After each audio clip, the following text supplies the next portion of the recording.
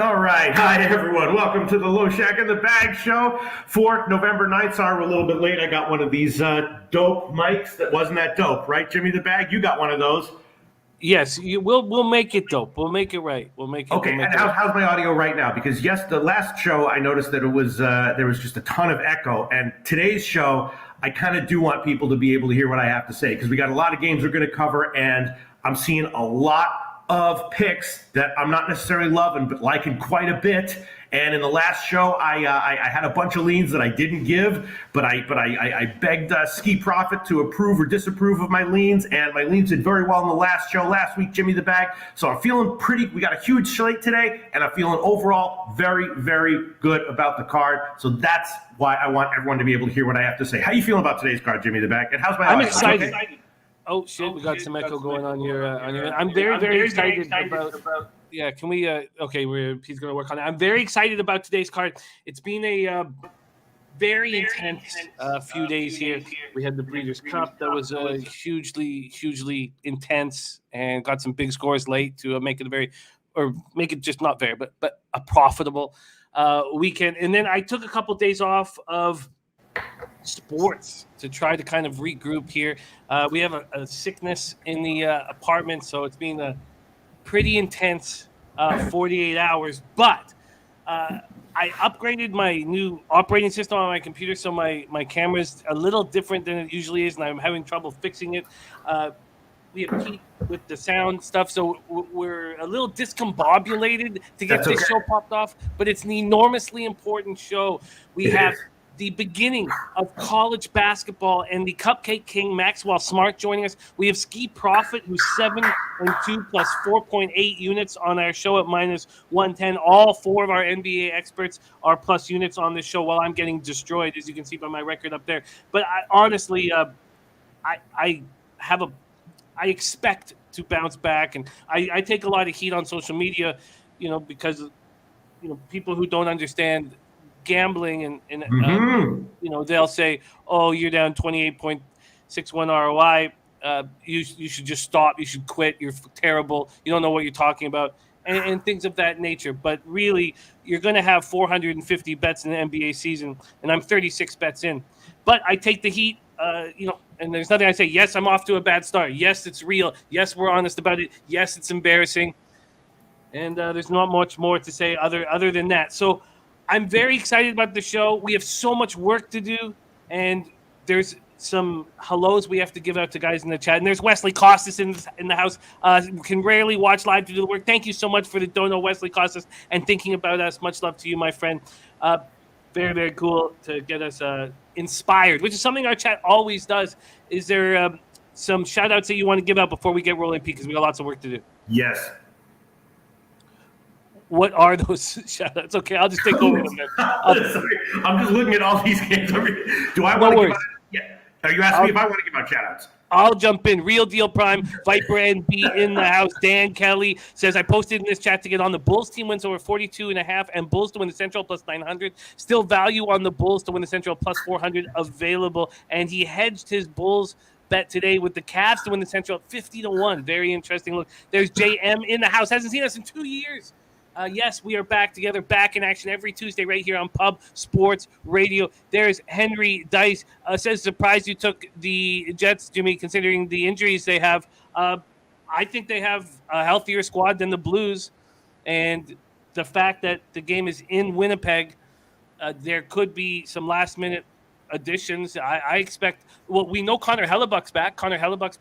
He was off all week after the birth of his son, and then he got sick. So we know the starting goaltender's back. Scheifele played in the last game. He's expected to play in this game. Both Scheifele and Stastny are supposed to play in this game. In fact, we could have puck drop. There could be a 35-40-cent move towards the Winnipeg Jets because people start realizing all these guys are back in the lineup. Toucan in the house, up 13 units yesterday. There's Sammy Calmer, Ick Schnizzle, Ohio's finest, Dan Kelly, Brian Watson, Jimmy Gomez. Anytime you got a capper who's also fought for your freedoms in the Army, Jimmy Gomez, it just elevates everybody's game. Jimmy Gomez in the house. There's Clint Star, the diehard MMA podcast, Bubba Rito, Danny Lopez, Cab, Rem, Most says it's going to be my goal to play no NCAA basketball this year. Oh, Jesus, sending some pretty special goals over there, Mark. But I get it. That's what Pete's doing so well, focusing on certain sports and not, trying to bite off too much. Michael Irvelina, Mike M, Leonard Welch in the house. There's Red Girl Slatsy says, good morning, all bet Hurricanes money line plus 140 last night. I bet 365, now down to plus 105. Also on Flames regulation. Sharks dealing with COVID issues. Yeah, remember one thing about the COVID issues that's so crucial. When a team comes up to Canada or a Canadian team goes down to America, they don't travel with them. There's no chance for maybe, they passed the test this morning, they're going to be in the lineup. They don't travel at all. So San Jose is probably going to handle this first game okay. But as this Canadian trip goes on, they're going to start losing hockey games badly. Davfen, Astute Chaos, Tony Cobbs. Thank you, guys. We got to get right to work. Yes. There's James Parm in the house. North Ender says Army Air Force under 37.5. We are heating up around here. Ixnizzle, Julian Cesaro. Julian, I'm going to be in LA over the holidays. I hope to see all you guys. Matty Ice, Fat Wally. What a great group. There's Vitalis in the house. Kev Riley. And we have Wesley starting this dono. It means so much to us. Piker, a.k.a. Seamus. By the way, Seamus Ignoramus on Friday of our Breeders' Cup show hit the first 5 races in a row. 5 races in a row. And Jay Peavy says, parlayed those NHL picks last week. Beautiful, great work, Jay Peavy. Yeah, it was I made 5 bets. I did push 2. But we're seeing things quite clearly. There's Tony Cobbs who says, I want my cupcakes. Thank you guys both for the dono. It means the world to us. Pete, are you ready to get to work, my friend? Yes, I'm ready to go. I just want to give a shout out to Poker Addicted. I like his face in his little circle over there. It reminds me of my own face. We're both like, a little bit look like, what are they called? What's that? Pantera? A little bit Phil Anselmo-esque with our looks. Shout out to Poker Addicted and shout out to everyone. Yes, let's go. I'm just, I'm ready for this card, and I'm a little bit thrown by the audio issues that we dealt with in the first few seconds. Let's go, Jimmy the Bag. Let's get to work. And Slatsy, I'm on the Flames. Minus 1.5 plus 110. I almost think a Sharks first period would be a legitimate bet here, one that I don't want to do if I'm on the Flames. But Flames coming off a 6-0 win, and the Sharks, going down to when the forwards know they're going to play 20-plus minutes, Brent Burns knows he's going to play 30-plus minutes. They seem to play well there. All right, we're going to get to work. By the way, this is the order. We have NHL, then we're going to move into NBA with Skee Profit. Then we have Maxwell Smart making his season debut here on the show. We're going to talk about 5 different games, and he's going to talk about a couple future bets he's on. Then we're going to move on to NCAA football. Okay. Good. Pete, your NHL record right now is 11-11, down 0.8 units on Tuesday, November 2nd. Your leans were spectacular. Your official picks went 3-2 plus 0.77 units, so it still was a winning day. For me, I'm 35-34 plus 3.11 units, ROI plus 4.51%. My average line is plus 109. Even though Pete takes these minus 150s and 160s in spots, he still has an average line of minus 104. So he still mixes it with big plus lines as well. And I've made 3 bets on the NHL card. All right, let's get to work. Pete, you want to get us rolling? Yeah, I just want to say my record in NHL should be much better. I need to start tweeting out the plays that I like a little bit. And one other thing, I just want to give one quick shout out to this guy who says, "Where is he? Where is he?" I can't find the comment, but it's about Kentucky. Here we go. Jake Burns says, "Diehard UK fan here, and Duke -1 is my biggest play today." I also took Duke -1. We'll talk about that later. All right, so Jimmy the Bag. Let's start with NHL. Right, Ottawa, Boston. Yes, Ottawa, Boston. First game, Ottawa, Boston. I'm looking at this. I did take a small shot on the over, 5.5 minus 127 on the overnight line. The question here is, how bad is Ottawa really? And how overrated may Boston be right now? Should they be this huge of a favorite against Ottawa? Not exactly sure, but the goaltending has just been a big issue for Ottawa. They do have some guys who can put the puck in the net once in a while, and so I took a modest shot with over 5.5 on the overnight line. What do you think about that, Jim? I don't dislike it.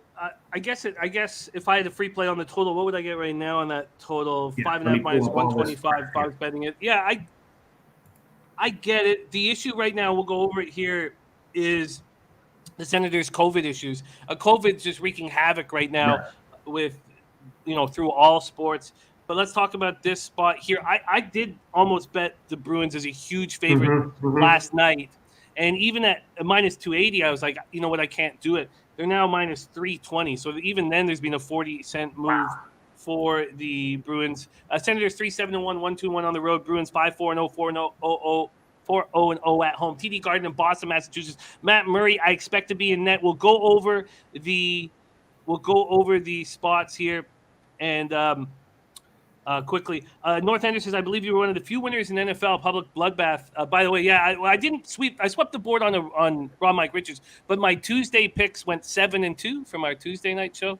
So a nice 7-2 day. Now I messed it up a little bit with I made 2 additions on Sunday morning that both lost.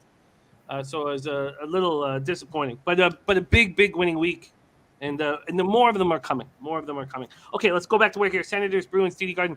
Sens power play 20%, penalty killing 72.4%. Bruins power play at 25%, penalty killing at 75.9%. Senators coming off their 4 straight loss, 5-3 at home versus Lightning on Saturday night. Connor Brown coming off his best game of the year is now in COVID protocol. He looked so good in that game. They have 4 players and an assistant coach that are unable to be with the Senators. So Connor Brown, Austin Watson, Nick Holden, Dylan Gambrell, and Jack Capuano, the coach, missing from them. Bruins had their 2-game winning streak snapped in a 5-2 loss at the Leafs on Saturday night. Foligno hasn't played since October 20th due to an upper body injury, but he appears to be making progress. He'll be back soon. They need him because they don't have depth. Charlie Coyle's doing his best to be a second-line center. He's a third-line center on a team that has Stanley Cup hopes. I don't see him as a top 6 forward personally, and I think Taylor Hall will struggle this year, be about a 50-point scorer with Coyle and not Krejci as the centerman. I'll move over here to the cash flow in this spot. Here we have 1,487 tickets, and all we know, 93% of the moneyline tickets are on Boston. We don't know what the cash is like right now, and it's 58% of the tickets, 56% of the cash on the over. Kevin Riley saying 4-1 Boston. If I was Ottawa, I would tell the defenseman not to pinch ever unless you see the 3rd and 4th line on the ice. And I would just dump and chase hockey and keep it really simple and try to win a low-scoring game. Do they have the roster to do that, Pete? I don't know if they do. So I can understand trying to go over. I've often thought there was value on Bruins overs. At 5.5 with such a high-scoring offense, if any team wants to fight fire with fire, you're going to get overs. But I'm not moving on this spot. Mr. Gokster likes the over. Slats 45. Love that play, Pete. Just bet the over 5.5. Mr. Gokster says Sens we bottom 5 this year. So maybe Boston team total over 3.5. What do you think about that? We're going to keep it moving, Jim, but I just want to know get all your thoughts here. What would the juice associated with that be? Minus 126, which is not great, but. If I was playing the Bruins with a roster that was missing 5 or 4 of my players, I would tighten everything up. And DJ Smith is but again, do they have the roster to do that? Right. I mean, Mr. Goga is saying that Shabbat has toddler shoulders. So I mean, I don't know if they have the roster to do it. Both teams penalty killing and being weak. So we don't have time to go over all this, but I did take a really long look at all of the Corsi rankings right now. I felt like there'd been enough time, and there was some extremely interesting stuff that came up from all the Corsi rankings that I just could not believe. I was taken aback by. Okay, I'll hold up on that one. Let's. You want to move on, Jim? Yeah, let's do it. All right, next one, LA and Montreal, right? Making sure we're doing the right order here. LA and Montreal. Jimmy the Bag, is LA for real? And maybe Montreal really does just kind of suck. LA, of course, is on a back-to-back. I look, Carey Price is returning. He returned to the team's practice facility for Montreal, and that has got to give him some kind of a psychological boost here. So when I look at this spot overall, adding it all up, my first thought in a normal situation would be take Montreal here. But maybe they really do legitimately suck right now, at least for the short term, and we want to stay off them, especially as a favorite of this size. But if that weren't the case, if I didn't have Montreal seriously sucks concerns, I would be taking them here. I agree with the Carey Price idea, but they're going to need more than that. There's no way I would take the Kings, on the second half of a back-to-back after beating up the Leafs 5-1. The Kings are 5-5-1, and look, they're playing. That was a huge win last night without Arvidsson or Gabriel Velarde. They're trying to get Elias Anderson, 7th overall pick by the Rangers in 2017, to crack the squad, but he's dealing with an undisclosed injury. This is a team that I thought lacked enormous depth, and the fact that they're doing this means I need to study these guys more. I don't quite understand what they're doing that's working so well, except for Johnny Quick. Johnny Quick looking very good so far this year, but Calvin Peterson going to be in net. He hasn't looked so good this year. Jake Allen, 3.80, 2.94 goals against average, 900 save percentage, 2 shutouts. Kings power play, 19.2%. Their penalty killing at 69.7%. Habs penalty killing at 66%. Their power play at 13.6%. Slot said Kings looked great last night, but back-to-back. But Habs have been awful. Stay off. Mr. Goxer says LA Kings AHL team is deep. Northander says pure pass on this. Billy Friedrich said they beat the Habs 10 days ago, 5-2. Granted, it was in LA. Habs have lost 2 straight.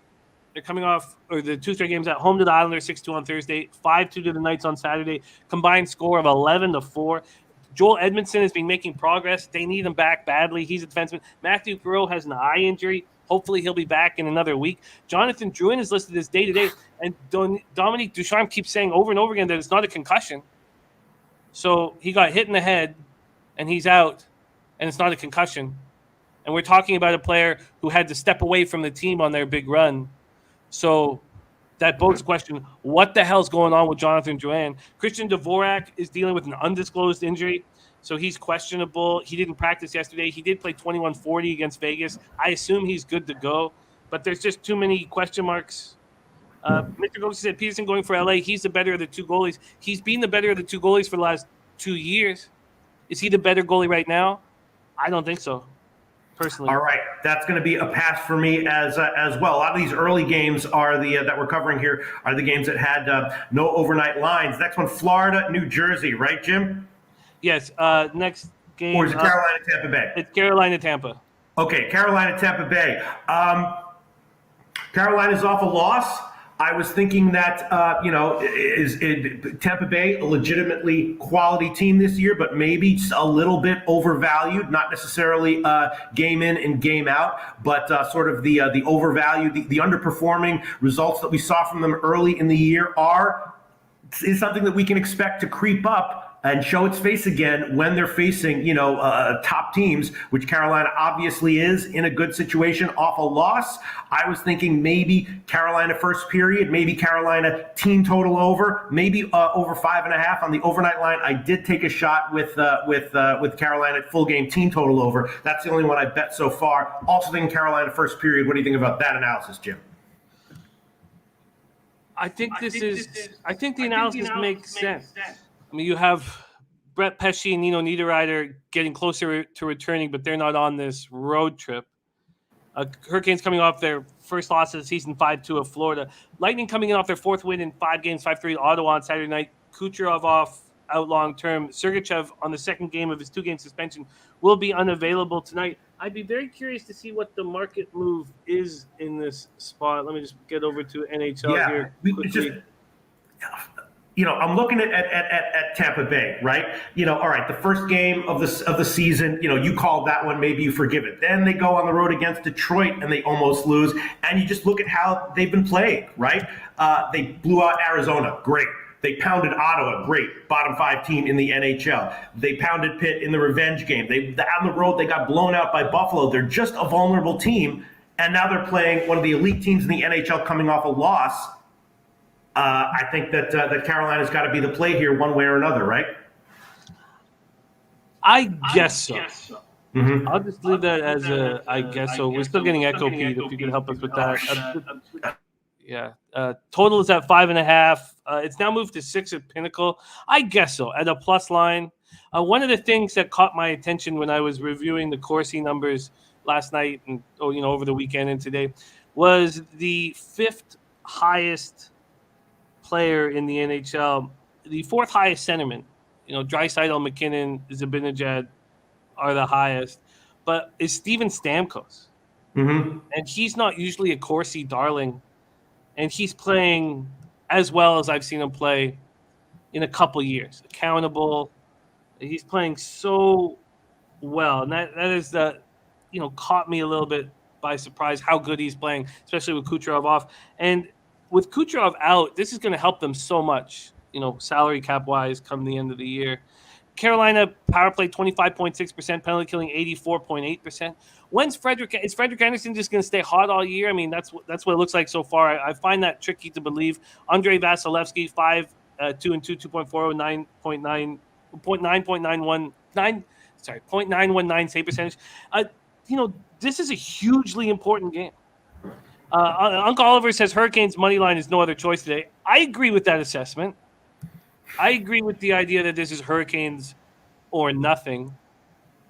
But let's see where the money is. This is a hugely important game for Tampa Bay. Sure. I mean, it's a more important game for the Lightning than it is for the Hurricanes. I mean, although the Hurricanes want to continue this message and bounce back from a loss, you have 66% of the tickets, 69% of the cash on Carolina. It's only moved a cent. 79% tickets on the over. On the overnight line, I took the team total over 2.5 at -116. Now it's up to 134. That's a great sign. Yeah. And Henry Dice is on that, Hurricanes team total over. But Mr. Gokster is expecting a tight game, 3-1, 3-2. You would agree with that? This is going to have a playoff type atmosphere to it. It's going to be now. You have Tampa Bay coming home, but they didn't come home off a great road trip, so it's not like they're going to be sitting there fat and happy. Mr. Ghost is saying first period under 1.5.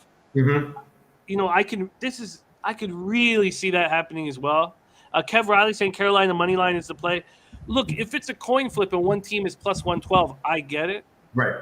But when I was looking at the Corsi numbers for some of the Tampa Bay forwards and who's stepping up right now, I was very impressed. And I'd been capping. It was good to finally take a really deep dive into the Corsi numbers because I'd been capping this Lightning team as a 7th or 6th seed without Kucherov, and maybe they're better than that. And this is a huge game for them at home. And I guess it wasn't enough for me to bet before I came and talked it out. I guess Hurricanes is the only way to look at it, but I don't think I'd do it. North Ender says Vasi in net, and he's starting to look real good. Are you expecting significant improvement from Tampa Bay going forward, Jim? Yes. But I mean, 6-3-2. I don't know how much better they'll be than that with with Kucherov. So that's 3 regulation losses in 11 games. I mean that's a pretty good number. So, but yes, when I was going over the Corsi numbers, I was like, now they have Sergachev out. I mean, maybe that's the biggest thing. But losing Pesce Niederreiter is you're losing a important defenseman and a key cog forward. No, you didn't just lose them; they've been out for a little while. Okay, Sharon Pulliam says, Jimmy, Loshak, how's it going? Going okay, Sharon Pulliam. Mr. Gokser likes first period under. All right, you can throw on Carolina first period money line plus 110 on my official record, Jimmy the Bag. I'll make that official. Carolina first period money line plus 110. First period plus 110 on Carolina. North Ender says, I like that first period under look too. I think that is the best look so far is Mr. Gokster's look. I think he's absolutely right. You're going to have an angry, focused Hurricanes team coming off their first loss, playing against the defending Stanley Cup champion, playing against a division rival. You have Tampa Bay, who's watched Carolina and Florida. I guess Carolina's not a division rival, but Carolina and Florida take the reins in the conference. And why wouldn't Tampa Bay be very, very strong and tough here? And without Sergachev, by the way, Hedman is, if you want to go to this, NHL player rankings, when we get to defense, he's the first defenseman on the board. He's the number 1 Corsi numbers in the league. He's just such a phenomenal defenseman. So I think that first period under is a really good look from our Mr. Gokster. And okay, and I will take Carolina first period money line plus 110 as an official play. Let's move on, Jimmy the Bag, right? Let's roll. All right, next one is here's so many tabs here, Florida and New Jersey, right? Yes. Florida and New Jersey. Okay, let me just go back to my notes. Right. Okay, so Florida's on a back-to-back loss to the Rangers yesterday, but they outshot the Rangers, and a little bit of a bubble burst thing for Florida here, right? They were trying to match the best 12-game start in NHL history, and they were fighting back furiously at the end, but kind of fell short. And I'm looking at this. It'd be tempting to try to take a shot with Florida first period, but more I'm thinking maybe a shot with the under. Jimmy the Bag. That's what I'm thinking. I'm thinking maybe Florida first period, although maybe they're a little bit deflated, and more so leaning under. Jimmy the Bag, what do you think? I think that there's some things that we need to know for certain here before betting this game. Mm-hmm. But already there's 1,450 tickets in, and 66% of the tickets are on the under. 94% of cash is on the under. So I think you're in a good spot at this point. Panthers 10-1-1, 3-1-1 on the road. Devils 5-3-2, 3-2-1 at home. Bobrovsky, is he going to be in net tonight is the question. So he's been dealing with an upper body injury. He was unavailable to back up Spencer Knight last night. Does that mean he's going to be in the lineup tonight? Christopher Gibson, the journeyman, has been called up. So he was the backup last night. And if you're going to bet on a Florida Panther bounce back spot, he is absolutely crucial to know that he's going to be in goal, because as bad as he's been the last year or two, 6-0, 1.72 goals against average, 948 save percentage. So if you have any thought on betting Florida, the last thing you want to do is put your hard-earned money on a bet here and see that Christopher Gibson is in that. Mm-hmm. If they decide to go with Spencer Knight in back-to-backs, generally I like that, but I don't know if I can here with Spencer Knight right now. I don't know if I would be confident in that spot. The Devils return after their 3-game California road trip. They opened it up with an ugly 4-0 loss at Anaheim on Tuesday, then lost 3-2 at LA on Friday, before beating San Jose 3-2 on Saturday night. Dougie Hamilton was on the ice for Monday's practice. He's been dealing with a lower body injury. Back alongside Ryan Graves during the session, worked on the top power play unit. He's expected to be available, but that hasn't been dropped yet. And as we know, Jack Hughes is out long term. By the way, Birdie's on Carolina with you, so that's a great spot to be in. Mm-hmm. There's Arthur Meade Jr. in the house. Birdie's on Red Wings, a money line and regulation, Canes money line, and parlays Boston in regulation, and Flames and Canes in regulation at plus 525. So I do not want – okay, here, this is a better way to put it. If they announce that Christopher Gibson is in goal, I would like to back the Florida Panthers. Mm-hmm. But I want that number. If they announce that Bobrovsky's in goal and it's a hugely, if it moves to minus 178, I do not want the Devils coming home after their California road trip and then having Dougie Hamilton back. But Dougie Hamilton, who's always a Corsi darling, is the 4th highest rated defenseman this year in Corsi numbers at 79.10. So he'll give them a bounce back. So, yeah, the only – I guess this is the way I'll put it. The only way I bet this game is if Christopher Gibson is announced the goalie and it comes down to a pick'em or something like that. So that's my that's the plan. Mr. Gogster likes the Devils' first period money line. I was thinking maybe Florida, but maybe that was a little bit of a trap. And Mr. Gogster says Devils are a bet on team with Blackwood back. That's kind of a bold statement. You agree with that, Jimmy the Bag? The Devils will not be a bet on team until Jack Hughes is back on the ice and his shoulder is rolling. Okay. Now, are they going to be a nice dog to bet on? Maybe, and maybe that's what Gokster's inferring. Maybe. But Jack Hughes is an extremely special player, and Nico Hischier is not, sadly. And so Hischier is doing the best job he can. Sharangovich is doing the best job they can. They just don't have enough skill and toughness, and I don't like their defense. It's much better with Dougie Hamilton on there. I look, Mackenzie Blackwood, you guys can have a ton of faith in Mackenzie Blackwood. I don't. Look at New Jersey's power plays at 9.7%. Their penalty killings at 73.2%. They have to be a huge dog for me to ever want a team with those type of special teams numbers to be on my card. Florida, 25% power play, 84.4% penalty killing. That's what you're looking for. Yeah. So, some amazing comments on the Devils in the comment section. I won't list all of them right now. I guess I'll pass officially on this one. Pass for you, Jim? Yes, but again, if Christopher Gibson's announced in net and there's a big run on the Devils, if Devils become a huge public play with Christopher Gibson in net, I will move on the Panthers.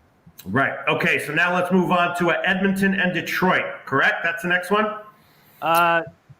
Yes. Yes, Edmonton, Detroit. And it quickly, Derek Thomas is on the Florida, Pitt, St. Louis, puck line, and NHL. We'll go over all that. I am betting against St. Louis. And then Kevin Riley saying Florida -1.5 is the play. Mm-hmm. If you think Bobrovsky will be in net, then you should bet it now. But if he's not in net and you're with Christopher Gibson, there's going to be a 30-cent move in the other direction. All right, take it away, my man.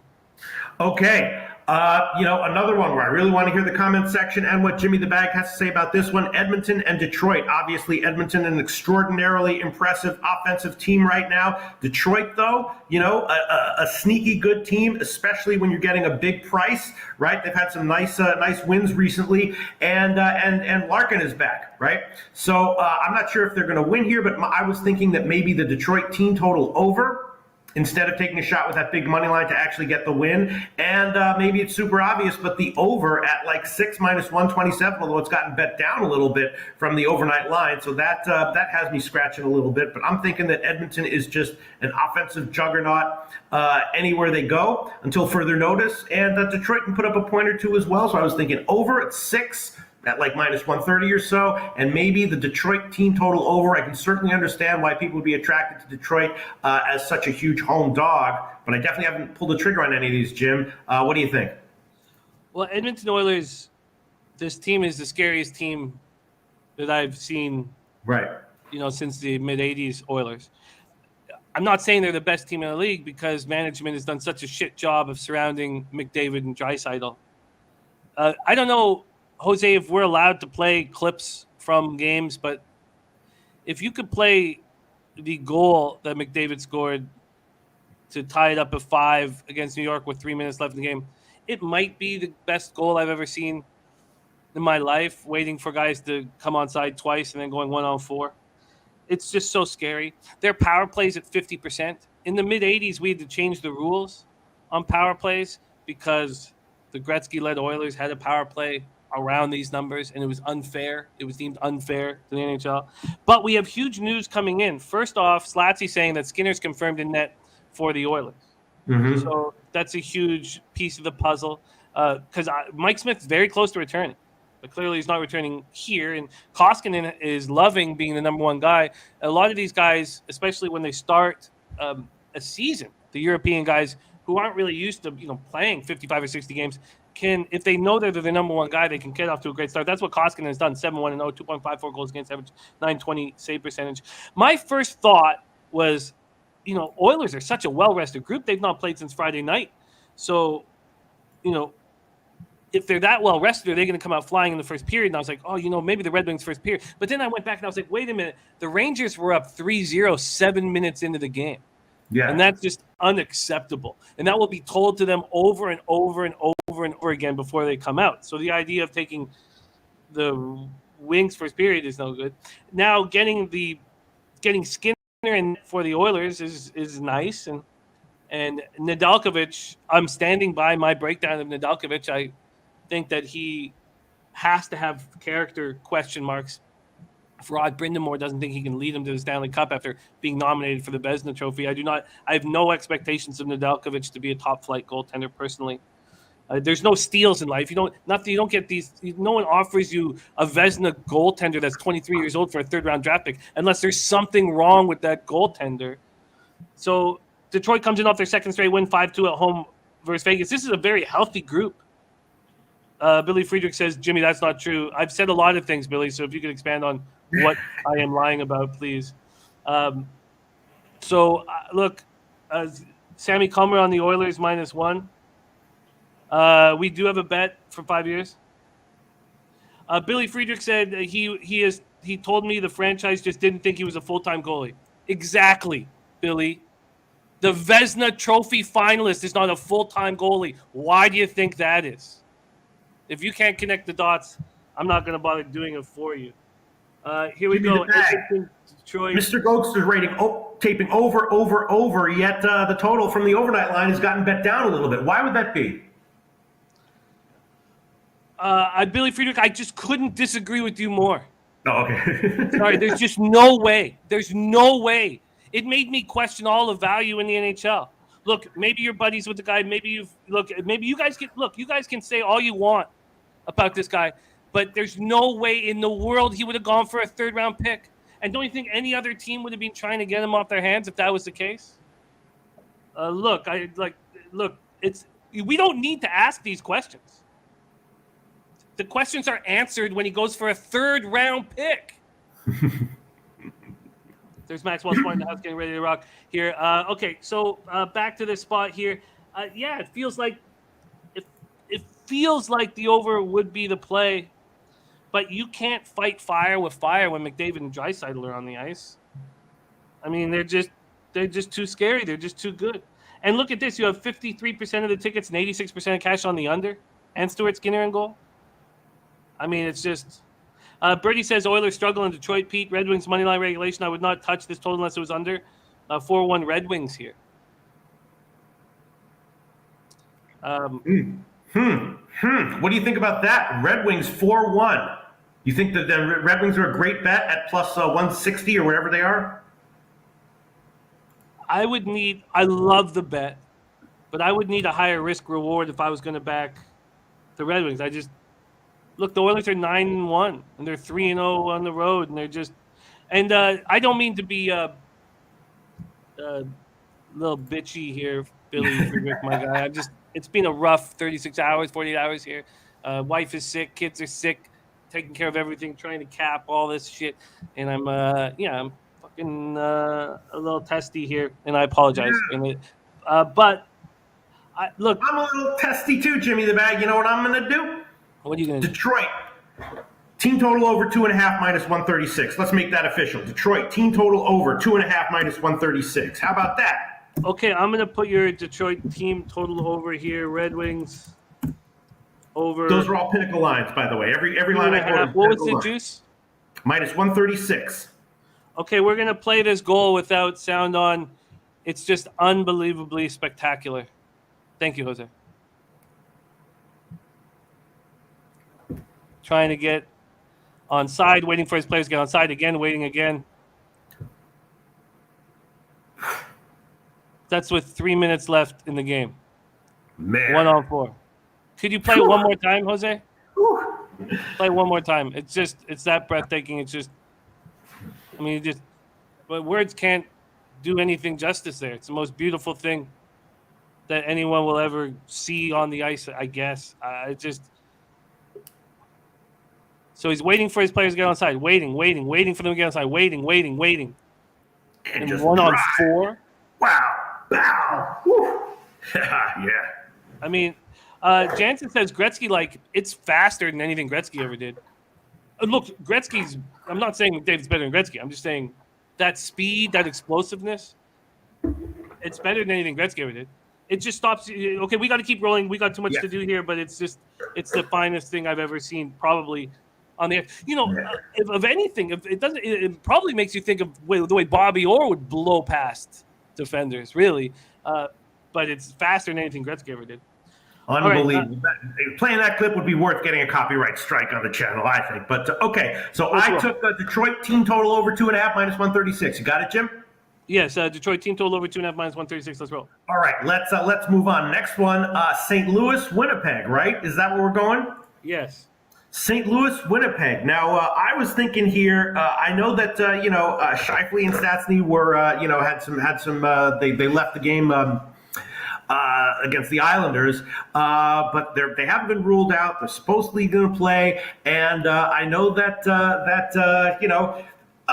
St. Louis is in the short term not happy with their tempo, looking to pick it up a little bit and maybe be more offensive. And I took a shot with the over. That's what I'm thinking. But my next note here is I'm thinking over ? Ask Jimmy in all caps. Over. What do you think? 5.5. I don't know. I don't know. I don't know what Hellebuck is going to give us. Look, when I bet the Jets at minus 105, I thought I'm stealing. The people don't realize that everyone's coming back. I mean, everybody in Winnipeg knows everyone's coming back. But I felt like the gambling public doesn't understand the injury situation. So let's talk about Canada Life Center, Winnipeg, Manitoba, Binnington, Hellebuck. Hellebuck's not looked very good this year. But look, his wife was pregnant. She has a baby. He gets sick or says he's sick or whatever it is, gets to spend a week with the family. And now he comes back. What's he going to give you? I don't really know. So, yeah, that's a bit of a question mark on this spot. St. Louis's power play at 30.8%. Winnipeg's penalty killing at 65.7%. Can Hellebuck help change that? Again, that's a question you have to ask yourself as a capper. But if you are betting a total, the first thing you want to know is what are the power play numbers against the penalty killing numbers? And St. Louis 30.8 against Winnipeg 65.7 is a great place to start. Winnipeg 28.1%, 88.2% penalty killing. The Jets at home are bet on every night, all through the year, especially coming off a loss at home. They're just going to win and win and win and win at home. St. Louis coming off their second loss in 3 games, 4-1 at Anaheim. Braden Shen, week to week with an upper body injury, so Ryan O'Reilly comes back to the lineup from the COVID list. He's with Tarasenko and Perron. Torrey Krug has been added to the COVID list. So we have Torrey Krug, who is the second highest rated Corsi player in the NHL. Is Torrey Krug going to be in the lineup? Is he allowed into Canada? Not if he's tested positive for COVID. So Torrey Krug, Nico Mikkola, Kyle Clifford, and Ville Husso, and Husso's the backup goalie, are out. So Paul Stastny was, has not been ruled out for the St. Louis game. He didn't take part in Monday's practice, but he's still an option, and I expect him to be in the lineup. So you have Scheifele, you have Stastny, and you have Hellebuck in the lineup. When everybody understands this and it's all confirmed, the Jets are going to go to minus 135, minus 140. What you're getting is, sure, in a neutral site game, the Blues right now are a better team than the Jets. Sure, you could say that. I wouldn't argue with that.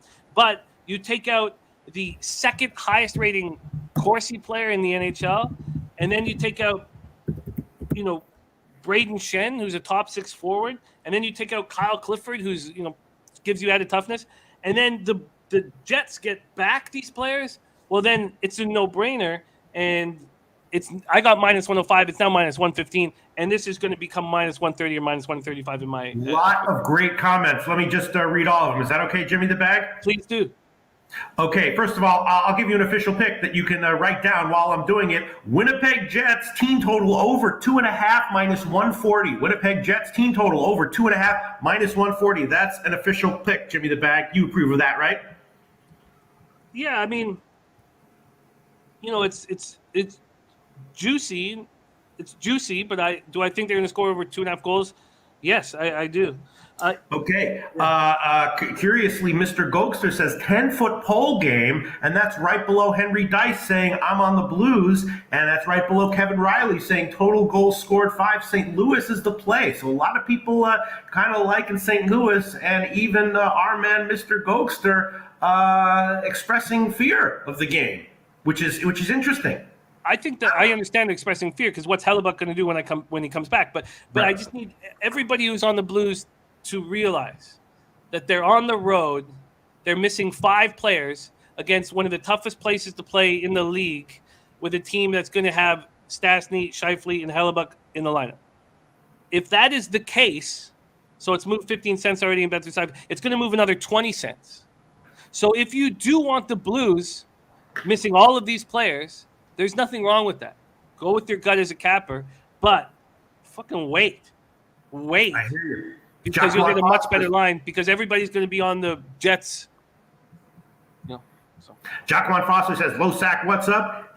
Nothing much. And Rocky Menichetti says, Pete, you look great. Love it. Thank you very much, Rocky. I know I do. Thank you very much. All right, Jimmy the Bag, you want to move on? I do, but a big shout out to Chief Wiggum. Says, what up, fellas, watching from Pyongyang. Oh, hell yeah. Huge fan of the show. Shout out to Chief Wiggum. Yeah. All right. And Mr. Gore is saying be Winnipeg or nothing. The question is Hellebuck, but this is imagine watching your goaltender who's had such a tough start to the year. And I know we got to get on the NBA, and I'm sorry to wax poetic here, but your goaltender's had a tough start to the year. He strolls into the I get so much heat for saying dressing room, but that's what it's called up here. Strolls into the dressing room, and he's got a son, and he walks in and he sits down. You not pumped up over that shit? You got Stastny back after taking the block in the shot. You got Scheifele ready. You know what you say? You look around and go, oh, it's on. It's fucking on. You got Buck back. Watched it. It's just I think this is personally. And look, the Blues can win this game. This is the easiest spot on the board to me. Wow.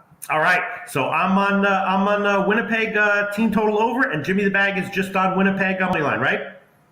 Yeah, I got that minus 105. Great. All right, now let's move on. Pittsburgh, Chicago, very interesting game. This is the next one, right? Pittsburgh and Chicago. I did bet on the overnight line. I did bet the Pittsburgh team total under 3.5. I actually got minus 156. It's a little bit of a better line now. It's minus 148, which I guess is understandable. But I'm thinking that obviously Chicago has a new coach now, and if they're playing hard for him, that means maybe stronger D. Of course, Marc-Andre Fleury's in goal. Of course, he played for Pitt all those years. So I was looking at this. I was thinking under. I was thinking Pittsburgh team total under, and I like that one enough to actually bet it on the overnight line. Although it's gone in the opposite direction minorly as of right now. We'll see where it closes. What do you think about the under, and more so Pittsburgh team total under, Jimmy the Bag? I think the volatility in this game just skyrockets here. I found it as difficult as any to cap. Penn's coming off closing their 8-game homestand with a 5-4 shootout loss to the Wild on Saturday night. We know what this team does when these players are unavailable. I had a rule that if a team was missing 2 of their top 4 defensemen, I would fade them every game. Dumoulin, Pedersen, Ruhweidel. I don't know if that necessarily counts because, Letang wants to play 30 minutes a game. Crosby's still unavailable. Mike Sullivan not ready to return to the team. Blackhawks snapped their 2-game losing streak with a 2-1 win at home versus Nashville on Sunday. So, Brandon Hagel, Mackenzie Entwistle are out. Tyler Johnson, Isaac Phillips out. We're going to be talking Duke, Kentucky soon. Hoops 590, my man. So I feel like this is a very difficult game to figure out. Let's just see what's going on here with the money line and the total. There's been a significant move towards Pittsburgh since the overnight line, and Mr. Gokster loving the over on this one. So, although there goes Henry Dice saying under 6 is the play. Mr. Gokster loving the over and a big market move in favor of Pittsburgh. Why would that be? Well, my only thought would be, nobody was on the ice on Monday, so and Reardon's running the ship right now with something. He said all our players are currently in COVID protocol, remain there, so they are status quo. But the only thing I could think of is somebody's passed the test. And this is what's making capping sports so difficult right now. But my only thinking would be that someone's passed the test and is available to be in the lineup tonight. So I big Mastro in the house representing Windsor. Great to see you, my man. So I find this is probably the toughest game here to handicap. Let's see what the market's done on this game here. We have 1,614 tickets in. On the money line, 25% of the tickets are on Chicago and 62% of the cash. So I don't know why it's been such a move over there. And then 55% tickets on the over. I find this very, very difficult. Mr. Gokster really liking the over, which makes me very uncomfortable. Yeah, what is that over at here? He was hoping for a 5.5, but he says even at 6 minus 108, I'd be on the over. I've made bets like that in my life. I'm hoping for a number, but even if I wind up having to take a worse number, I still like it. Damn. And Mark Schlimberg saying Todd Reardon very capable behind the bench, the key to unlocking Letang's success. And Mr. Gook says Chicago needs Hagel in, guys being a firecracker. We're going to be on NBA very soon. I'm off the spot. You making a move here? I'll hold off, but I was Kevin Riley, Pittsburgh is the play. Pittsburgh wins 4-2. All right, I will stay off, but I was going to give the Pittsburgh team total under as a play, and I did bet it on the overnight, and I'm realizing that might have been a wrong move. But okay, now let's move on. San Jose and Calgary. Ready, Jimmy the Bag? I am. San Jose and Calgary. Wondering, is San Jose just well, you said it in the beginning of the show a little bit, and that's what I was thinking. Is San Jose generally an auto fade team or a fade or pass team for the foreseeable future? And Calgary is, I think, the real deal. Their coach emphasizes defense, and I think that I think we're going to see a lot of team total unders. with opposing teams in upcoming Calgary games, and I'm wondering if San Jose team total under is a good play. Maybe just don't overthink it. Calgary -1 or both.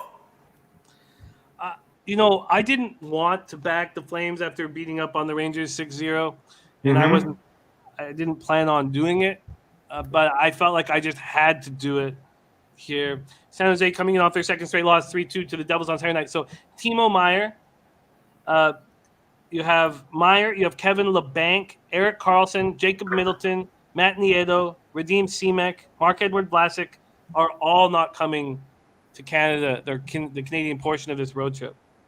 So how are they going to do this? I just for the life of me, I'm like, yeah, they could probably have a really strong first period. And I bet you the first game of this Canadian road trip will be their best game. But they're just going to get worn down. I just, for the life of me, I was like, I had to. And I got late to the party on the Flames. But when I could have had the Flames last night, they were -200 on the money line. I was still going to take the puck line because the -1 was going to be too expensive. When I woke up this morning, it was, and this is at like 6:30 in the morning, it was -235. And how could it not be? So I'm on Flames -1.5 plus 110.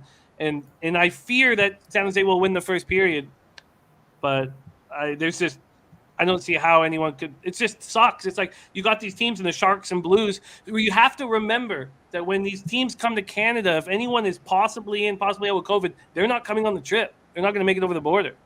So it's So I'm on the Flames -1.5. Yeah, I took Calgary last night at -203 on the overnight line, and I also took the San Jose team total under 2.5 at -134. Top Shelf Plays, though, is saying it's about to go over. Don't do it, and I assume he's talking about this game, San Jose and Calgary. Top Shelf Plays over a lock. I assume he's talking about this one, not the previous one, but Top Shelf Plays really liking the over. And I assume he is talking about this one. Okay, yeah, and what do you think about Calgary offensively versus defensively? I mean, they've had a bunch of shutouts this year. We know what the coach likes to do in general. Would you agree with my assessment that in general you want to be at first glance looking at team total unders, especially when they're at home against their opposing teams? I don't know yet. They don't have a lineup that screams defense. They just have a coach that does. So, right. But in this game, going for an over, I mean, you have San Jose's penalty killing at 90%, Calgary's penalty killing at 85.3%, and you also have a Sharks team that's going to be playing. Brent Burns going to be playing 30 minutes, so he's not going to pinch, and you're going to have guys not taking risks. Just one quick question, Jimmy. Nobody's Nurkic says the more important thing is Aiden Hill is struggling. He is 3.15 goals against average, 886 save percentage, and that's an important point. Just one quick question, though. Calgary lost 2 overtime games in a row. Then they get a blowout win over the Rangers. You gave the opinion that you don't really want to feel comfortable taking them after that blowout win, but that was 3 days ago. An elite team can string together shutouts in a row, wins in a row. Is that not who Calgary is? Why does the blowout win over the Rangers even a small cause for concern, Jim? It just feels like you're at home. You have a couple days off. Are you going to stay sharp mentally? You had the 2 overtime games that you lost where you outplayed the opposition, and then you win 6-0. I question the sharpness of the team coming in, and I know the Sharks are going to come in sharp. They've lost 2 straight. They're down all these players. In fact, the more I talk about it, the more I think the Sharks' first period is probably the bet, but it's a bet I don't think I'll make. All right. Well, I was on the I'm leaning Calgary -1. I did take them on the overnight line, got a good line. I also took San Jose team total under, but I guess I'll hold off for now as far as an official pick is concerned. Let's move on to Anaheim and Vancouver, right, Jim? Yes. Let's try to get through these quick because we got huge Anaheim NBA and Vancouver. I was thinking maybe Anaheim team total over. Vancouver, maybe they're just Habs-esque in that they just kind of suck. Is Anaheim for real? I'm not sure. How can Vancouver be this big of a favorite in this spot? Jimmy the Bag. They're just, if you go down their roster, you have this Ducks team that's missing Silverberg and Rickard Rakell, and Trevor Zegras is probably going to be back in the lineup, but he's hurting. He's got an upper body injury for a young guy like that. This, to me, what do we see in baseball? When a team's on a 7-game winning streak and they switch cities, they're vulnerable. The Ducks have won 4 straight all at home. Look, it's been impressive. They've outscored their opposition 15-4 over the last 4 games. They're playing better defense. Look, I don't like the Vancouver Canucks team, and I probably should have taken their team total under on the season. And I said they're not going to make the playoffs, and they're 5-6-1. They're 2-4-0 at home, but their roster is so much stronger than the Ducks, and now they're coming off a confident building 6-3. I told you guys that wait till this Vancouver power play pops off. It's going to be 10% higher than it was last week. I said that because it was at 15%. Now it's at 18.4%. It's going to end up at 25%. The Vancouver Canucks -1 is a very strong, confident bet for me. I got a much worse line that was available, and that's still, still what we've had, an 8-cent move. An 8-cent move. A 1-cent move towards the Ducks. I don't care about. I'm not going to decide when the Ducks are going to start playing more offensive. I think the Ducks are going to play much more defensive without Silverberg, without Raquel, with possibly an injured Zegras. But Vancouver, I think, wins this game 4-1 or 3 or 4-2 or. I'm quite confident in Vancouver taking care of business here. I love getting the Ducks out of Anaheim. They're not that good of a team. Let's see what they can do on the road. Right. Mr. Gokster likes Vancouver in regulation, and Top Shelf Plays likes the under a lot. So they're echoing your opinions as well. I will hold off on that one myself. And now let's just move to the last game, which is Seattle and Vegas. And this is the one game that I was just had no clue at all. And I was thinking, I don't know, maybe Vegas team total under, but then again, Seattle just really isn't good. I was expecting Seattle to be a lot better defensively this year. I like their goaltenders to start the year based on some analytics I saw, and I expected them to be probably a quality defensive team, but that definitely has not happened. Total pass for me as of right now. You have anything to say about Seattle and Vegas, Jim? I wanted to back Vegas here, but I couldn't do it. They're just too beat up. You go over their roster, you have no Carlson, no Nolan Patrick, Mark Stone, Pacioretty, no Zach Whitecloud. They're $11 million over the salary cap right now after the Eichel trade. So they need Stone and Pacioretty to stay out for a long time. They need William Karlsson to stay out for a long time. They need these guys off the books right now. And this is a tough time to see them string together any wins. I still think they're a tough place to play. There's been a huge market move towards Seattle, and I get it, but I don't want Seattle. So is Jared McCann going to come back? We're still waiting for him from COVID protocol. They're still missing Marcus Johansson, Colin Blackwell, Mason Appleton. They're coming off their third loss in 4 games, 5-4 at the Coyotes on Saturday night because they're not that good. They're just not that good. And I would love to be able to back Vegas here, but I can't do that either. So this was a stay away game. Okay, pass for me as well. And that does it for NHL. Jimmy the Bag, you want to go over your picks? My picks, just 3. Carolina first period money line, +110. Detroit, team total over 2.5, -136. Winnipeg, team total over 2.5, -140. Yeah, I'm pretty simple. And I'm not going to – I don't plan on adding anything here. I have 3 spots that I like very much. And I said this on Friday's card, and saying it again here, with these 3 bets – I don't see how I don't profit tonight. I don't. I think these are 3 very strong bets on the board. We'll see how they go. I got Canucks -1 at -102. I got the Jets at -105. I got the Flames -1.5 at +110. And of those spots, I'm the least confident in the Flames -1.5. That's how much I love the Jets first, then the Canucks. Now we could find out that Stastny's not available. That's fine. Hellebuck is a bit of a question mark coming back from, but I know what it's like when you have a goaltender come in who you haven't seen in a week, who's your number 1 goalie, who hasn't had a big year. He's had a tough year. He comes in and you're just like, you see the look in his eyes and like, oh shit, we're winning tonight. Yeah, that's my accent. And then Mr. Gokster says the whole comment section. This sustains my NHL capping all week long. Friggin' awesome. Love it. You know what? I'm going to tail Mr. Gokster's Carolina, Tampa first period under 1.5. You're right. That was the one addition I wanted to make. I think that's a great look. Okay. All right, let's do it. So thank you guys for rolling through NHL. I know that took a lot of time, but those of you who have seen Pete and I work together in NHL, we succeed, and that's very important here. It's time to talk NBA. Your next guest, unbelievably sharp capper on this show, 7 wins and 2 losses, plus 4.8 units, average line -110, and he's joining us right now for this 3-game NBA card. Please welcome to the show, Mr. Skee Profit in the house. Skee, my man, how are you?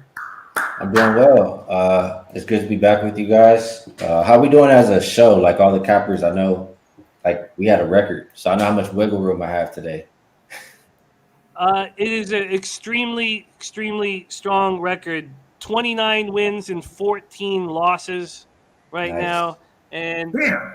Holy yeah, crap. and the unit size is just under 15 units to the plus. It's as strong as any group I've ever seen before. That's Skee Profit, Trotwam, Dutch Boy Fresh, and It's Daryl. And again, I just want to reiterate, Tuski, when you now for the additions, if you could text them to me, because All I get a right. little overwhelmed with the with Twitter at times, and especially around the I witching get hour. it. So, but yeah, it's as good as anything I've ever seen from a group of cappers. And there's Lily Gunn in the house. I saw the picture of you guys hanging out together. Lily Gunn, half of the Vegas Gun legendary team out in Vegas. I Hell love yeah. that. Respect that. Lily, So what's speaking of up? Lily, Shout out, shout out, shout out. Yeah, it was great seeing you, Lily. I enjoyed that. not only that, are you guys crushing it, and I'm failing miserably so far this year, but I'm not overly concerned at this point. But Peter Loshak, 6-4 plus 1.55 units ROI plus 15.50%, and he only had one look on Tuesday in a loss, so that's a pretty impressive record there as well. Let's get right to work here. We're going NBA, then NCAA basketball, and then NCAA football. So up next here is 7:30 p.m. Eastern, the Milwaukee Bucks at Philadelphia 76ers. Let me get all of this over here so we are prepared. And Matty Ice says the Taint is in. I've copied and pasted the Taint play of the day, and we will talk about it when we have the NCAA segment. We'll ask Max about your look there. But right now we have Bucks, Sixers, and man, a ton of moving parts. COVID just wreaking havoc on all sports right now. This total opened up juice to the over 218, now juice to the under. Milwaukee opening up at -6.5. They're -5.5 point favorites. We have 3,253 tickets in. 27% of the tickets are on the Sixers. 44% of the cash is, which is interesting. Then 47% of tickets on the over and 90% of cash on the over, even though we haven't seen much movement there. Bucks pace this year, I should say, 101.50 possessions a game. 76ers still last, 30th, 96.15 possessions a game. Bucks 4-6, 3-2 on the road, while the Sixers 8-3, 4-2 at home. Sixers on the second half of back-to-back after losing 103-96 at home to the Knicks last night. Played without Joel Embiid, positive for COVID, likely to be out 10 days. No Tobias Harris, no Matisse Thybulle. So Ben Simmons obviously out. Andre Drummond was a beast, 14 and 25. That is the most rebounds by any Sixers player since Charles Barkley in 1987. 8 offensive boards, 19 points from Korkmaz, 16 from Maxey, 15 from Nang. Bucks lost 101-94 at Washington on Sunday night. First stop of a 5-game road trip. Giannis went for 29 and 18. Grayson Allen 19. Bobby Portis 13 and 13. Middleton has been out now the last 4 games because of COVID-19. Lopez and DiVincenzo still out and injured. And yesterday they went to visit Joe Biden, honored for their championship, the Milwaukee Bucks. Pete, before we hand it over to our expert, Skee Profit, is there anything you're looking at here? Check out this breakdown. Sixers running out of guys. Milwaukee basically sucks. Under.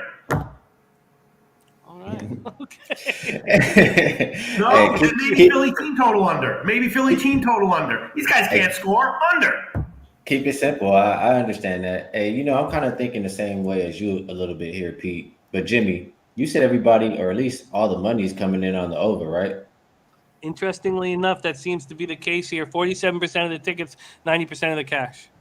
Yeah, so when I look at that, well, in general, when I'm looking at this game, like Pete mentioned, Philly, I mean, Doc Rivers already said that they ran out of gas. He said in this game, what worries me about the under though is he said he's got to extend the rotation to 10 players. And he said, I don't know who that 10 is, but we have to. So that makes me think that some of these guys who are going to be seeing the court might not play a whole lot of defense. So that's the one thing that worries me. Other than that, I mean, both teams combined 15-5 to the under so far this year. The number I make for the game is more close to 214. Pace-wise, Sixers have been the second slowest pace over the last 5 games. They didn't really play so fast-paced, or the offense wasn't that great in the one game they played without Embiid. And it's their 5th game in 7 nights. So I know they're exhausted. I'm not expecting a lot offensively from the Sixers. I'm stuck between playing the under in this game I know usually when these teams meet, it does go under for the last 5 meetings. And playing the Bucks, just because, I mean, the Bucks, they're 4-6 right now. Like, they got to start winning some games, and they're facing a beat up Philly team, a tired Philly team. I think this is a spot where you get it done. I just really think all the matchups for Giannis for the Sixers team are on the sideline today. So I think he's gonna have a great day, and I would have to play the Bucks. Even though they play tomorrow, I don't usually like doing that. It would be the Bucks or under for me. What do you guys think about that? I think that all makes sense. Yeah, I mean, Milwaukee's got to come back. I mean, this is the spot, right? They're like, we've lost 5 out of our last 6. We got to win a game sometime. Now they're facing a wounded team. This has got to be a spot where they rise to the occasion, right?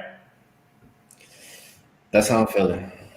That's the only way I could play this game.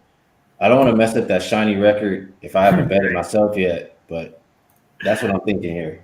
All right. Well, my record isn't that shiny, Jimmy the Bag. You can add 2 plays onto my official record. Under 218 minus 110 and Sixers team total under 106.5 minus 109. Those are both current Pinnacle odds.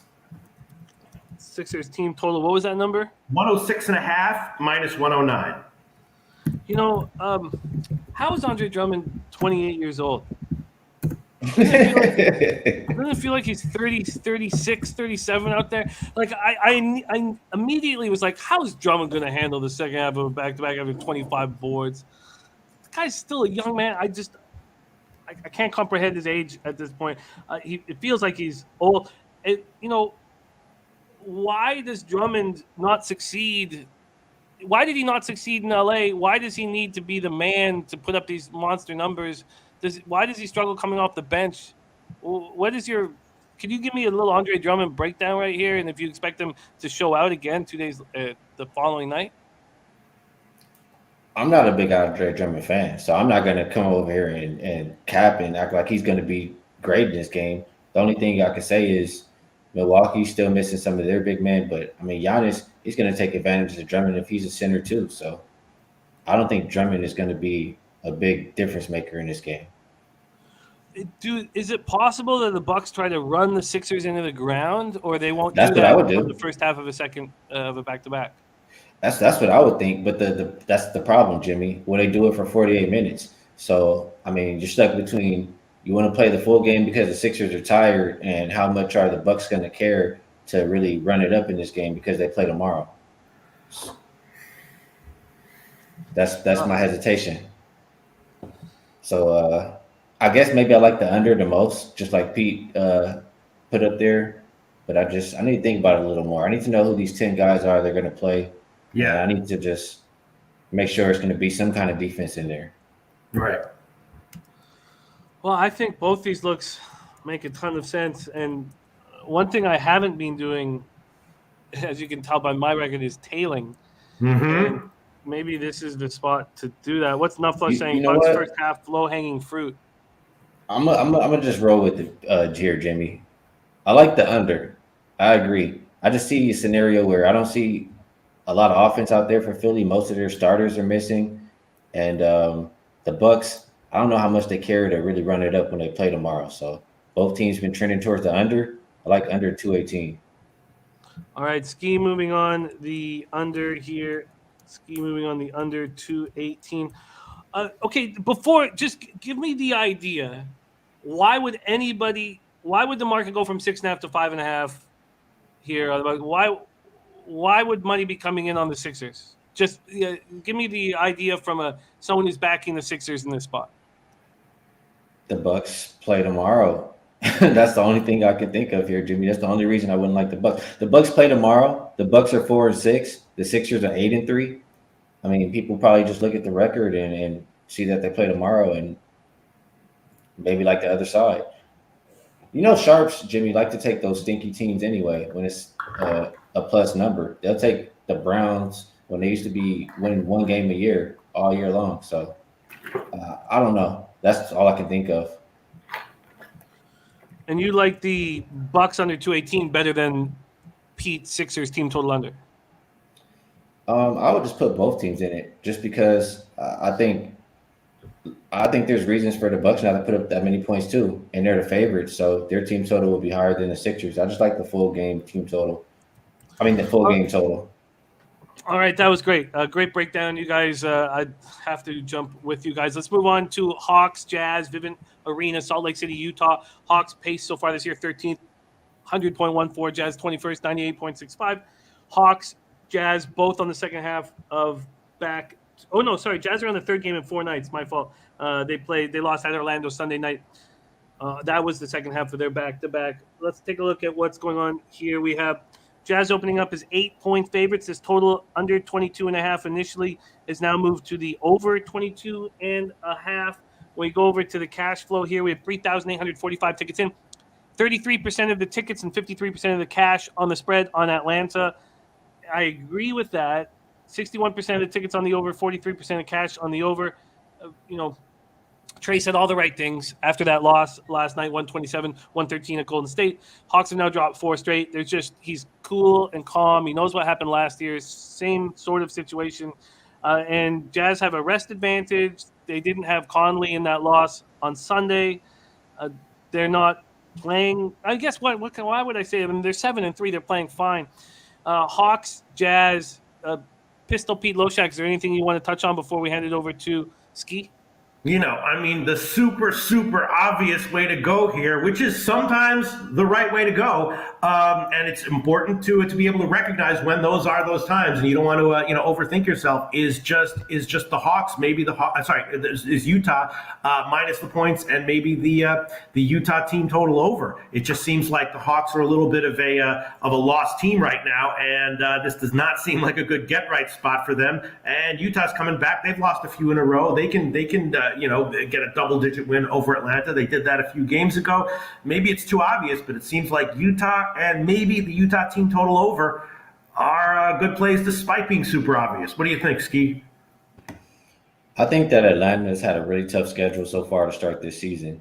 Like they're playing tough opponents, and they're playing this is their 5th game in 7 nights too. And they just played last night. This game's going to be less than 24 hours after that. You know what I'm saying? So I think this Hawks team is tired. And I always come on here and I say that I don't trust taking the Hawks on the road. I looked up so far. I think they're 1-6 against the spread on the road. They lose by 10 points per game. It's the second of a back-to-back for them. They've had 2 of those so far this year. They're losing those by 14.5 points per game. The spot that the Hawks are in today, it's the toughest spot to play in the NBA.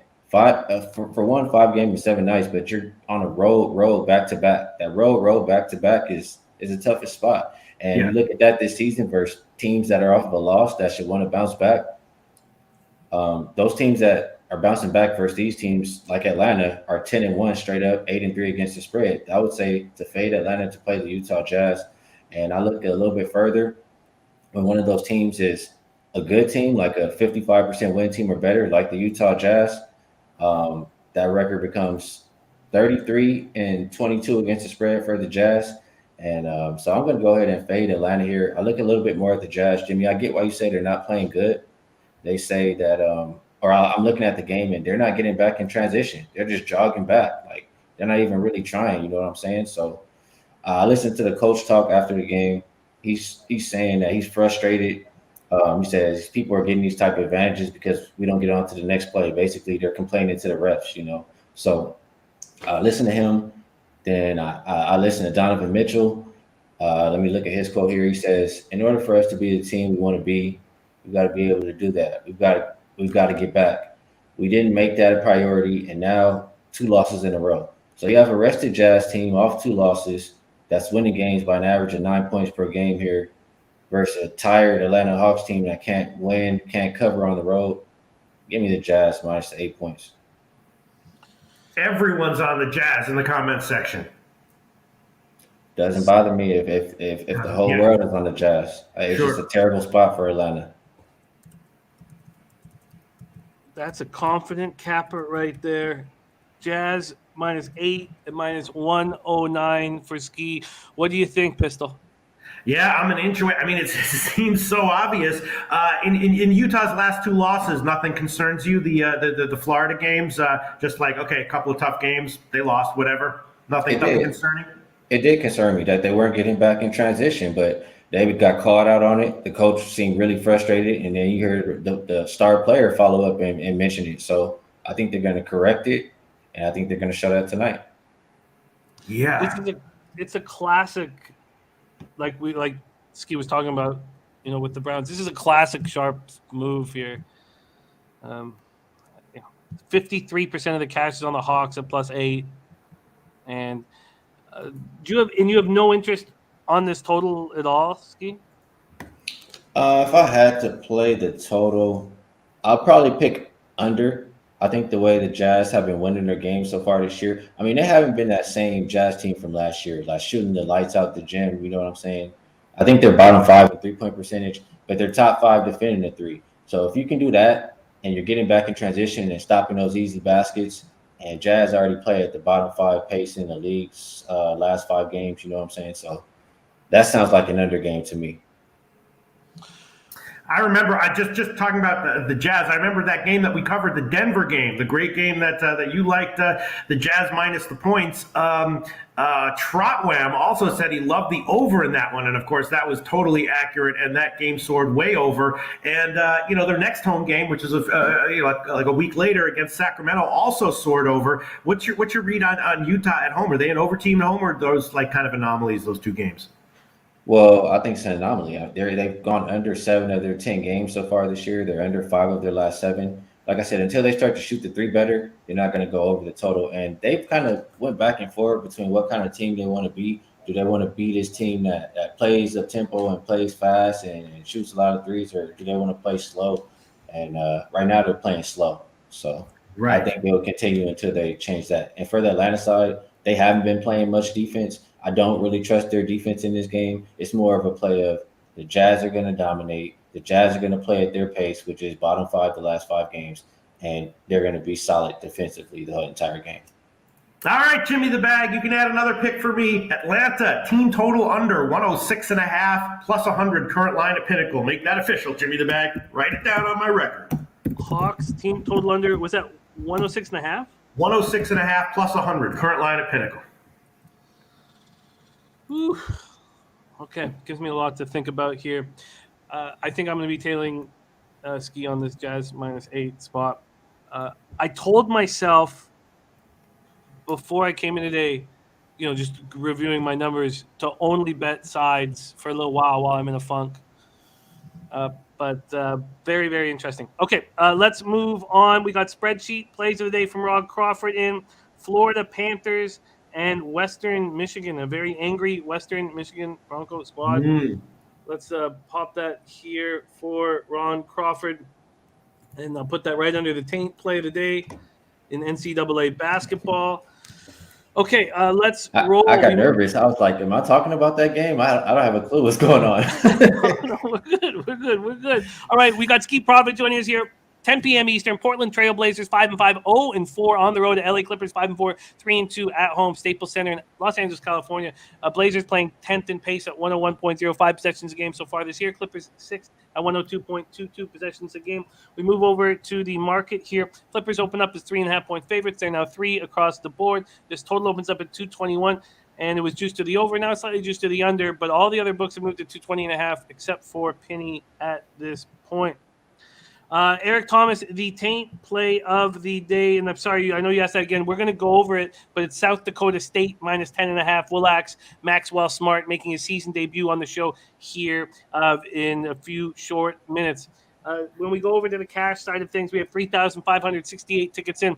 53% of the tickets, 67% of the cash on the Clippers on the spread. Then you have 54% of the tickets, 81% of the cash on the under. The Trailblazers were beaten bad at LA. Again, they're 0-4 on the road. 116-86. They came back 4 days later, won a 111-92.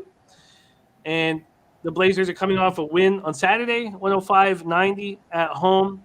Lillard shooting 35.1% from the field, 24.7% from three. We've been talking about it. He went 0 for 6 from three in Friday's win over the Pacers, but Saturday was his best game of the year, going 6 for 14. I wonder if we see Dame time coming back here. Clippers used that 22-0 run in the fourth quarter Sunday to beat the Hawks 120-106. Reggie Jackson, Luke Kennard, both playing well, adding and helping out Paul George very, very much. Pistol, before we head over to Skee Profit, is there a look or a thought you have on this spot, Portland, Trailblazers, LA Clippers? I mean, I guess the Clippers are kind of the obvious play, and, what's up with Lillard and maybe the Portland team total under. That's what I was thinking, but now I'm just going to sit back and listen and read and see what if I want to make anything official. But I was thinking, is that just super obvious? Clippers roll at home again, and Portland team total under. Well, as far as what I'm looking at, my numbers are kind of confusing for me because I look at last 5 game stats and it tells me Portland's been, better, although slightly offensively and rebounding. And I see that the Clippers have won the last 4 games. So that makes my head spin. I look a little bit closer. I see the Clippers haven't really been playing tough competition. Right. So maybe I don't put too much stock into those 4 Clipper wins. For the Blazers, they've yet to cover 1 game on the road, and they play tomorrow. So that makes me not like them. And in general, when I'm looking at this game, I want to play the Clippers. It's hard for me to do that when my numbers don't line up with how I'm thinking. But I know every single time Paul George sees Lillard, he's going to give it everything he's got. Like ever since that OKC shot, you know what I'm saying? Like he takes it personal. Right. And Clippers have won 8 of their last 9 versus Portland. And the last time that they played, Portland blew out the Clippers. So I think that they remember that. And I think you get a pretty complete game here from the Clippers. And if it starts to get out of hand, I think Portland pulls their guys and gets ready for tomorrow versus Phoenix. Yeah. Clippers seemed like a little bit of a no-brainer, obvious play. I mean, that last game against the Lakers, the Lakers were shorthanded. I don't know if how much stock you put in that one. It's a suspiciously low line, though. I think the line is fair. Yeah. I think 5-14 versus 5-5 team. I'm not going to say the Clippers are that much better than the Blazers. I think it's a fair line every time these teams play for it to be about a 3 for the home team. A lot of people liking the Clippers. Kevin Riley, best bet, LA Clippers. THC is Rizzo. Look who Clippers played. Anything you guys want to make official here? This is one of those where I got to text you later, Jimmy. I got to think about this one. All right, yeah, no problem. Viper off this game. Pistol Pete, anything you're going to make official here? No, I'll hold off on this one. And okay, 2 questions before you go, and we move on to NCAA basketball. I know everyone's excited about that. I have 2 questions for Skee. First off, do you expect Dame to heat up? Do you expect him and the Blazers to, start winning on the road? Do I expect Dame to heat up? Yes. He's a much better player over his career span than he's shown to start this season. I definitely think he's going to heat up, and when he does, of course, the market is always going to adjust. If they see Portland is not winning on the road and people are banging the other side, they're going to put it at a number where Portland can cover. So I think both are going to come together, and you'll be able to play Portland on the road, yes. And then final question, thoughts on Jokic's hard hit yesterday near the end of the game? I get it. I didn't see what happened to end the game, like how hurt Morris was. But you never want to see anybody get real hurt. So I know Jokic sounded pretty remorseful about it. But, we used to see NBA like that all the time. You know what I'm saying? I'm watching NBA TV, and I'm hearing Isaiah Thomas talk about it. He's like, yeah.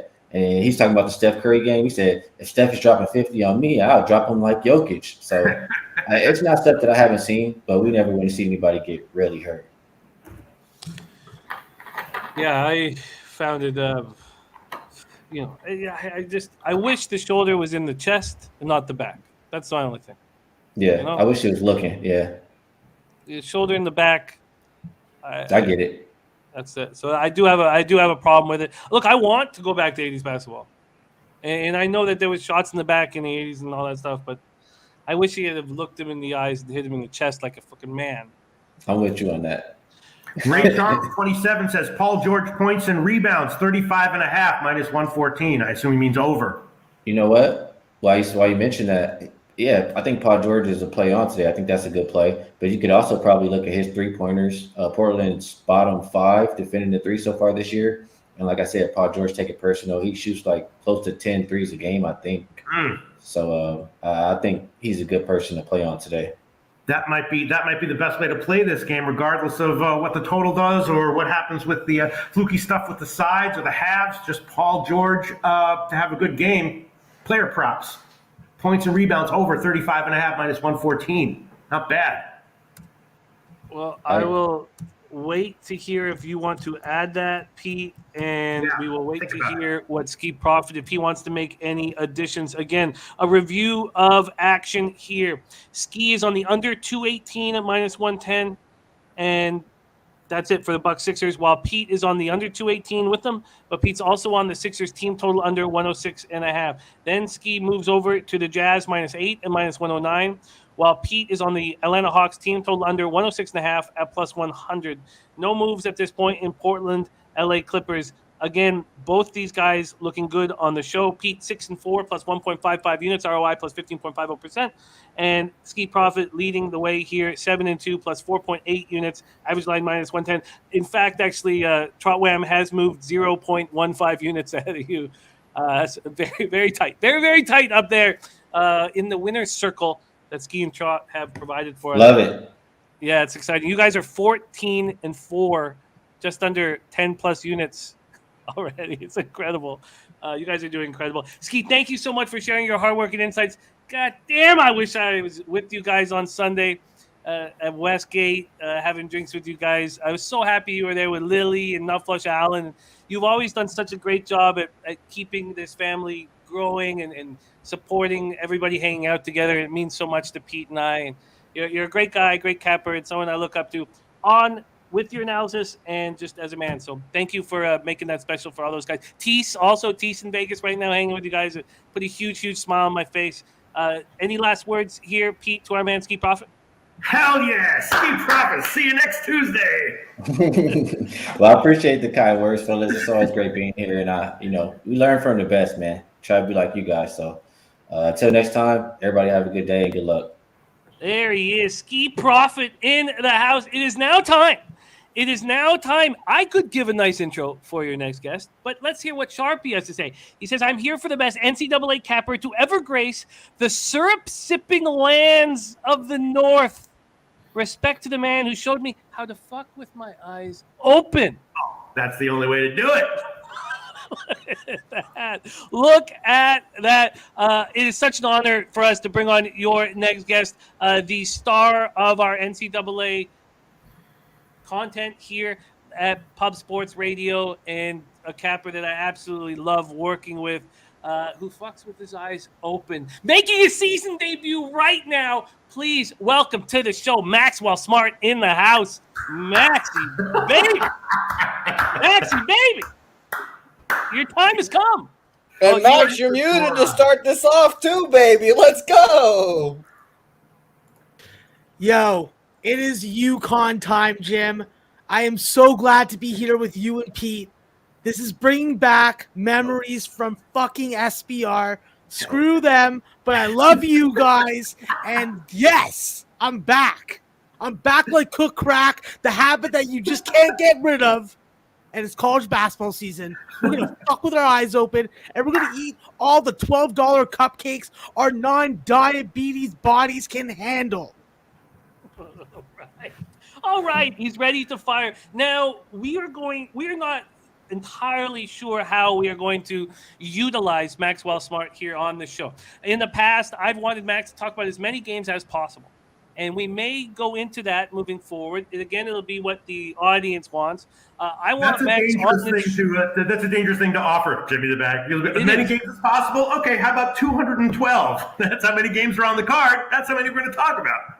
I want Max on this show as much as possible, also moving forward. So we will be discussing that. Max has picked out 5 games. He's picked up the 2 huge games at the State Farm Champions Classic at Madison Square Garden today, that being Kansas, Michigan State, and Kentucky Duke. He's also picked 3 spots. As you know, he's the mid-major master, so he's picked some really interesting spots on the card that he expects to cash on. Let's get right to work, Max, and my capping on this is going to be almost nil. I'm going to sit back and watch the Masters do their thing, but I will set the table. Jim, yeah. Kick it to me first, just because we go in order of expert order, right? You know what I'm saying? We'll always do that, my man. We will always Thank do you. that. We start with the number 3 ranked Kansas Jayhawks at the Michigan State Spartans in Madison Square Garden, New York. This game pops off at 7 p.m. Eastern. Let's get the final market moves here before we get the expert analysis. Here we go. This one, Kansas, Michigan State. It's just coming up on my screen right now. So it's going to take a second. While that is coming up, let's see what the market has done here with. Okay, got it all up here. So Kansas opening up as 4-point favorites. There is a couple 4.5s on the board. And again, this is a pinnacle opener. And when Max, we sometimes use the books that get their numbers out right away, like Bet Online. We may be switching that as we move forward. This total opened up at 144, and we see it down to 140 or 140.5, depending on where you shop. We have 8,587 tickets in. 66% of the tickets are on Kansas and 82% of the cash. Then you have 56% of tickets on the over and 90% of cash on the over. Pistol Pete, what are you looking at here? I was just thinking, and by the way, so Maxwell Smart, we always the inverse order of experts. So the biggest expert goes last, second biggest expert goes second to last, biggest idiot starts things off. I was thinking over. It's gotten bet down a little bit. It's now down to 141.5. So obviously someone with some good information likes the under here. We'll see where it closes, but I'm looking at this. Can's going to put up their points, and Michigan State, they've got kind of a lot of depth in the backcourt, at least to start the year. I think they're going to be running a little bit more again, at least to start the year. Kansas should be able to hang with them offensively, unless Kansas has some sort of slow it down defensive oriented game plan that I'm not aware of. I was thinking over when I looked at this one, Maxwell Smart. I actually like the under on the opener. I saw 145, and when I saw that number dip all the way down to 139, Pete, that's when I jumped on the over. I thought that this is a game where Kansas is working in probably a 4-out lineup with McCormick at the 5, and with Remy Martin and Joseph Yesufu slotted to play key roles for this Kansas Jayhawk offense. We have to remember, these are guys that are barely 6 foot. These are guys that are going up against a lot of length in the backcourt for Michigan State and overall length of the team. And then you have to also think about the fact that when we look at the numbers and we go and break them down to the core, we see that Yesufu and Remy Martin are not really good tier A performers. Their shooting percentages drop off drastically when they go up against the upper echelon of Division I. I'm not saying that Michigan State is there, but Michigan State has a lot of length, they have a lot of depth, and they have a really good point guard situation this year, which was something that was completely lacking last year. When you have AJ Hoggard and Tyson Walker, who were high school and AAU rivals, talking to each other, convincing each other to play together, I think that's a good situation chemistry-wise that's already developing, and they're going to be competing against each other internally for who plays more minutes. The most interesting thing about Michigan State, Pete, that I watched in the exhibition season was how much Tyson Walker was not looking for his own shot. This is the guy that is a mid-range assassin. This is a guy that has leaners and all types of shots like that. I think that we're going to see the reins come off. I think that Kansas is going to have to really make buckets from the perimeter, and they're going to have to get David McCormick to win that matchup against Bingham. So I agree with the over there. I like Michigan State as a dog in this spot, and I think it's going to be a great game. I think it's going to be a good kickoff game, and if you don't like that one, there's about 100 and something more games to watch. Hell of a breakdown. Maxwell Smart, hell yeah. Watching the exhibition games for seeing who's scared to take a shot. Unreal. Yeah, I mean, Someone knows something. We'll see. I wouldn't be surprised if this closes back at 145 or 147 or whatever. We'll see. There's a lot of U-shaped line movement in college basketball totals, of course, as we know. Yeah, I don't know if I want to make this one official. I haven't bet it yet, and I don't think I will. Jimmy the Bag, what's your take on what you've heard from us so far? Well, I want to know first and foremost, Kevin Riley giving us a final score: Michigan State 69, Kansas 67. Matty Ice saying Spartans, his dogs have always played well under Izzo. Is this a spot where you want to open up your account here on the show, Maxwell? Yeah, I think that we gotta go with Michigan State in this spot as a dog. I think that when you have the length, you're missing Jalen Wilson. You may not have Jalen Coleman Lambs. There is defensive question marks with this Kansas team without Marcus Garrett to lead the backcourt defensively. I look for Michigan State to step up and fuck with their eyes open, the way that Sharpie deals with BBWs.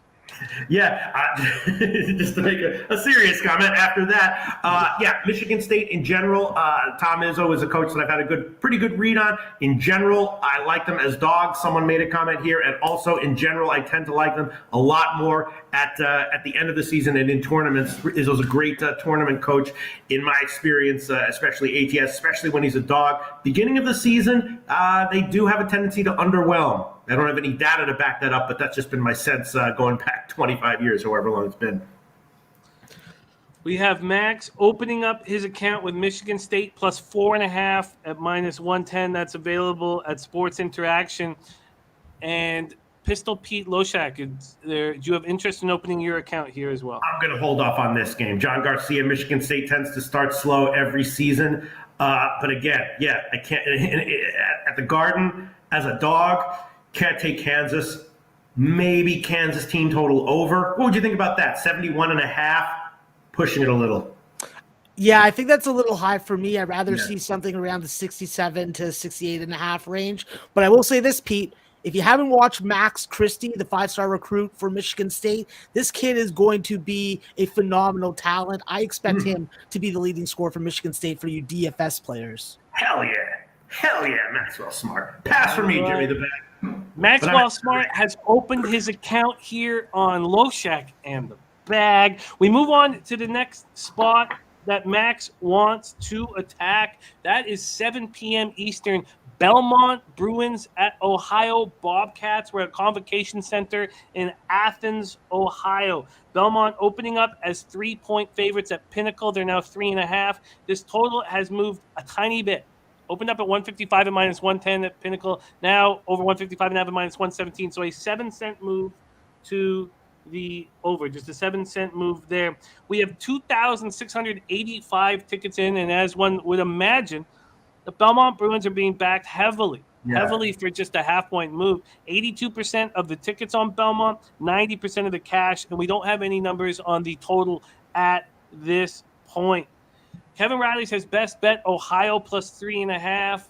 Matty Ice says agree 100%, Max. Spot on here. Max is a stud. Before we hand it over to Maxwell Smart in this Belmont, Ohio spot, Pistol Pete, do you have any interest in this one? I have no opinion on this game, but my prediction on this game is that Maxwell Smart's going to say he likes Belmont even at 3.5. Well, let's see what he has to say. Maxwell Smart, take it away, Belmont, Ohio.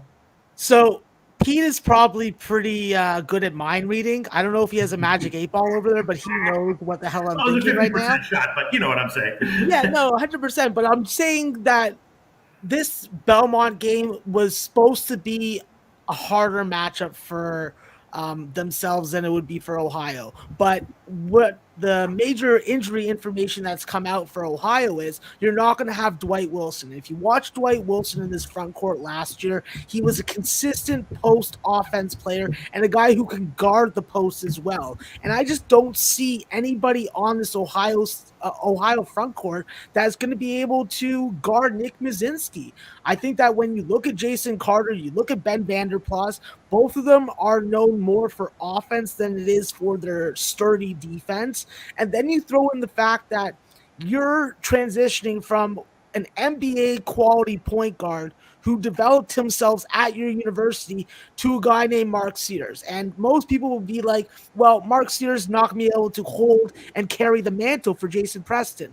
But that's where I think that people are underestimating this kid. This is a very good ball screen point guard. He knows his strengths on offense in the half court, and he definitely has very good vision in transition.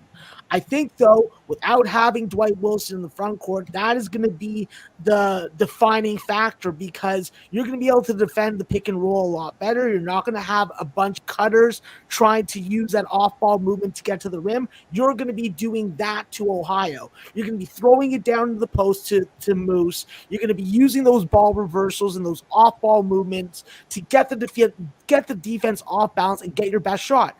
And when Jacoby Wood and freaking Ben Shepherd and Luke Smith are doing that, it just makes Grayson Murphy and Jake Mazinski's job that much easier. I think that this is a spot where ordinarily you do not want to be starting to take road favorites on the first game of the year. But this is a Belmont team that has a chip on their shoulder. They want to be an at-large bid team, and it starts with winning this game in Ohio today. I prefer Belmont in a money line parlay, or I even prefer to tease them down.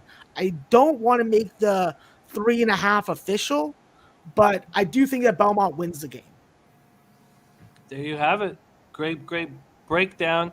Pistol Pete, does that make you want to add anything here to your account? No, I'm not going to add that officially, but it is interesting. Kevin Riley, best bet, Ohio plus 3.5. We don't know what his reasoning is, but yeah, I sort of suspected that Maxwell Smart would give the analysis that he did.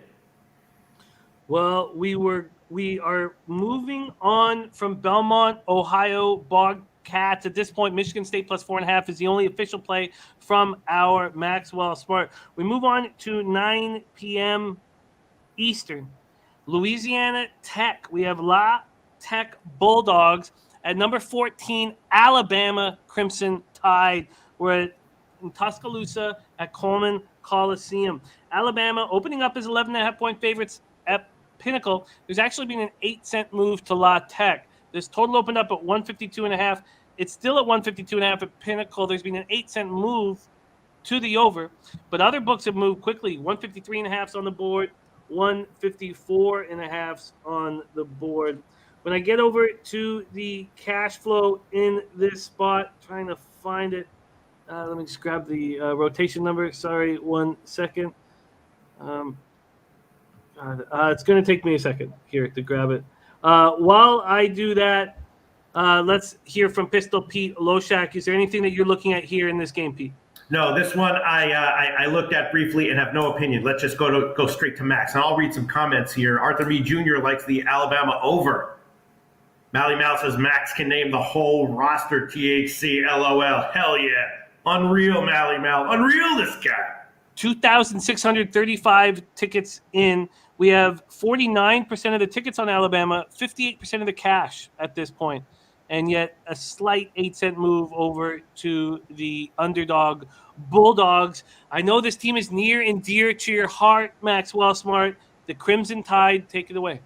Well, Jim, first off, Nate Oates, what a coach for Alabama. The guy has fantastic fashion sense. I want to get a personal shopper to dress me just like him. No, I don't. I'm sorry. I don't have sex with my cousins. Okay? But I love this Alabama basketball team. I love the program. I love the tempo and the style that they're playing. And I love, frankly, that they're going to Canada and getting some recruits. And with freaking Charles Bediako coming into the fold, this is a group that I think is going to have some incredible value later on in the season. But let's think about this game tonight. You're going up against a La Tech team that on paper is a big mismatch. But if Kenneth Lofton doesn't get beaten down by the size on Alabama's front court, which is inexperienced and unproven, how is Alabama really going to stop Kenneth Lofton then? I don't really know, because Kenneth Lofton showed for Team USA that this is a world-class player. This is a guy that's going to be in the NBA in his future. And even at 275 pounds and a belly twice as big as mine, the kid can still ball. So I think that when you look at this Ken Lofton matchup, he's going to have to use that great footwork, that great agility that allows him to get underneath bigger players and get to the rim and get to the free throw line. This is going to be a game where Alabama's defense is not on the same level as last year. You don't have John Petty. You don't have Herb Jones. You don't have Alex Reese and Tommy Bruner. So Jordan Bruner, excuse me. So you have to definitely dial back the expectations with the defense, and that's why Arthur Meade is on the right path when he likes the Alabama over. I think that when you look at this Alabama team, they are trying to get into one-on-one situations. They're trying to play isolation in the half court, and they're not taking mid-range jump shots. So if the three-point shot is not dropping for Alabama, they're not winning this game by more than double digits. I think that is going to come down to La Tech's supporting cast of Isaiah Crawford and Keeson Willis and Kobe Williams to step up and score the ball enough and play good enough one-on-one defense against this Alabama backcourt. And I think that they're going to be able to find a way to backdoor cover this number. So I like La Tech in the spot, and I agree with the over, but I'm not going to take it at 154 when I saw it at 151. I like the breakdown. Are you going to make La Tech here a official pick on the show? Yes, sir. All right. I'm going to do some line shopping. Let's go back to Pistol Pete after hearing that analysis. Any thoughts on moving on it as well? Yeah, I agree with everything that Maxwell Smart said, and I might copy his schematics for his setup there. Hell yeah, I echo Drew Vinsky's comment here. Preach on, Max. I think it's probably a great bet. Probably even at 154. You don't like it at a 154 even, Max? I just don't like taking the ass end of the line when there's a 3-point bucket involved. Right, I hear you. What about the first half over? I would take a first half over. I think that that's going to be definitely the sign of how the tempo is going to go in this game. So I think that with college basketball, you want to bet first half unders, usually full game overs, just because of the I want to have a coaching situation down 20 and we foul for 2 minutes, that kind of stuff. But listen, I got no problem with the 154. I just liked it better at 151. Yes. All right, Max's second official pick here on the show, Louisiana Tech Bulldogs plus 11.5 at minus 110. That's taking juice as we speak. So an idea that it could be 11s here shortly. All right, we move back to a high-profile spot. Everybody wants to talk about this game. Number 10th ranked Kentucky Wildcats, number 9th ranked Duke Blue Devils. We're at Madison Square Garden, New York. State Farm Champions Classic. This game pops off at 9:30 p.m. Eastern. Duke opening up as 1-point favorites. That number is gone. 2.5s on the board now. A 3 at Will Hill. This total sitting at 148.5. Let's see if that follows here with the cash, and it does. 6,947 tickets in. 64% of the tickets on Duke, 84% of the cash on Duke. That's on the spread. On the money line, 48% of the tickets on Duke, 60% of the cash on Duke. Then with the total, very interesting here, 67% of the tickets on the under, 97% of the cash on this under. Pete, Kentucky, Duke. Is there a move in store for you? On the overnight line, I jumped on it, Jimmy the Bag, at -1. I took Duke -1, and I guess I should have tweeted it out. I don't know. Now it's 2.5, which obviously is a little bit worse. And it's very, very simple. Krzyzewski is it looks like he's been spending a lot more time with the team in the preseason than Kentucky has, and they just look more prepared here. And the fact that it's his last season is, another issue. It's probably a positive, maybe not, but I'll assume it is. And I'll take it. I'll take it -1. I bet it. I don't know about 2.5 though, but I'm assuming Max agrees. Let's see what Max has to say. Yeah, with this game, I think that we have to analyze the storylines for both teams. First off, we know that Coach K does have the upper edge against John Calipari when it comes to their teams against each other. I'm not going to bet it based off that, but it is interesting to point out. I think that when you look at this Duke team, you have to also remember they're not going to have a lot of depth this year.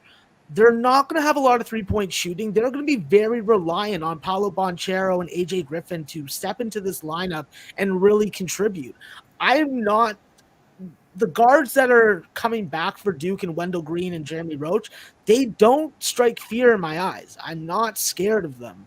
So when we talk about Kentucky, well, this is not the normal Kentucky team that we're used to seeing in past years. And right now, if you look at that line and you look at that action that you're getting on this game, is it perfectly plausible to say that this is just a bunch of Big Blue Nation and freaking Duke Blue Devil money coming in on the side? Like, I just think that there's more Duke money coming in on this game right now because alumni are betting it. I think that's what's going on right now. I don't really think that this line is accurate at that. I think that it should be a pick 'em. So from my numbers, I would be taking Kentucky at 3. Wow. I think that when you look at Kentucky, Pete, you have good point guard play. You have 3-point shooting that you didn't have last year. You have a developing wing player in Keon Brooks who can score from all 3 levels and is taking ownership of the offense. Obviously, without CJ Frederick, that hurts, but you also have Kellen Grady. So I just think that Coach Cal realizes this year he has to take advantage of the fact that he can bring in a bunch of old guys to play as that first unit and then have his 5 stars as the second unit. I think that that game against Miles College was already pointed out in the chat. I can't remember who. Sorry for not giving you credit, but Miles College won a Division II championship last year. So having a tough game against them is nothing really to spit your freaking gum out at.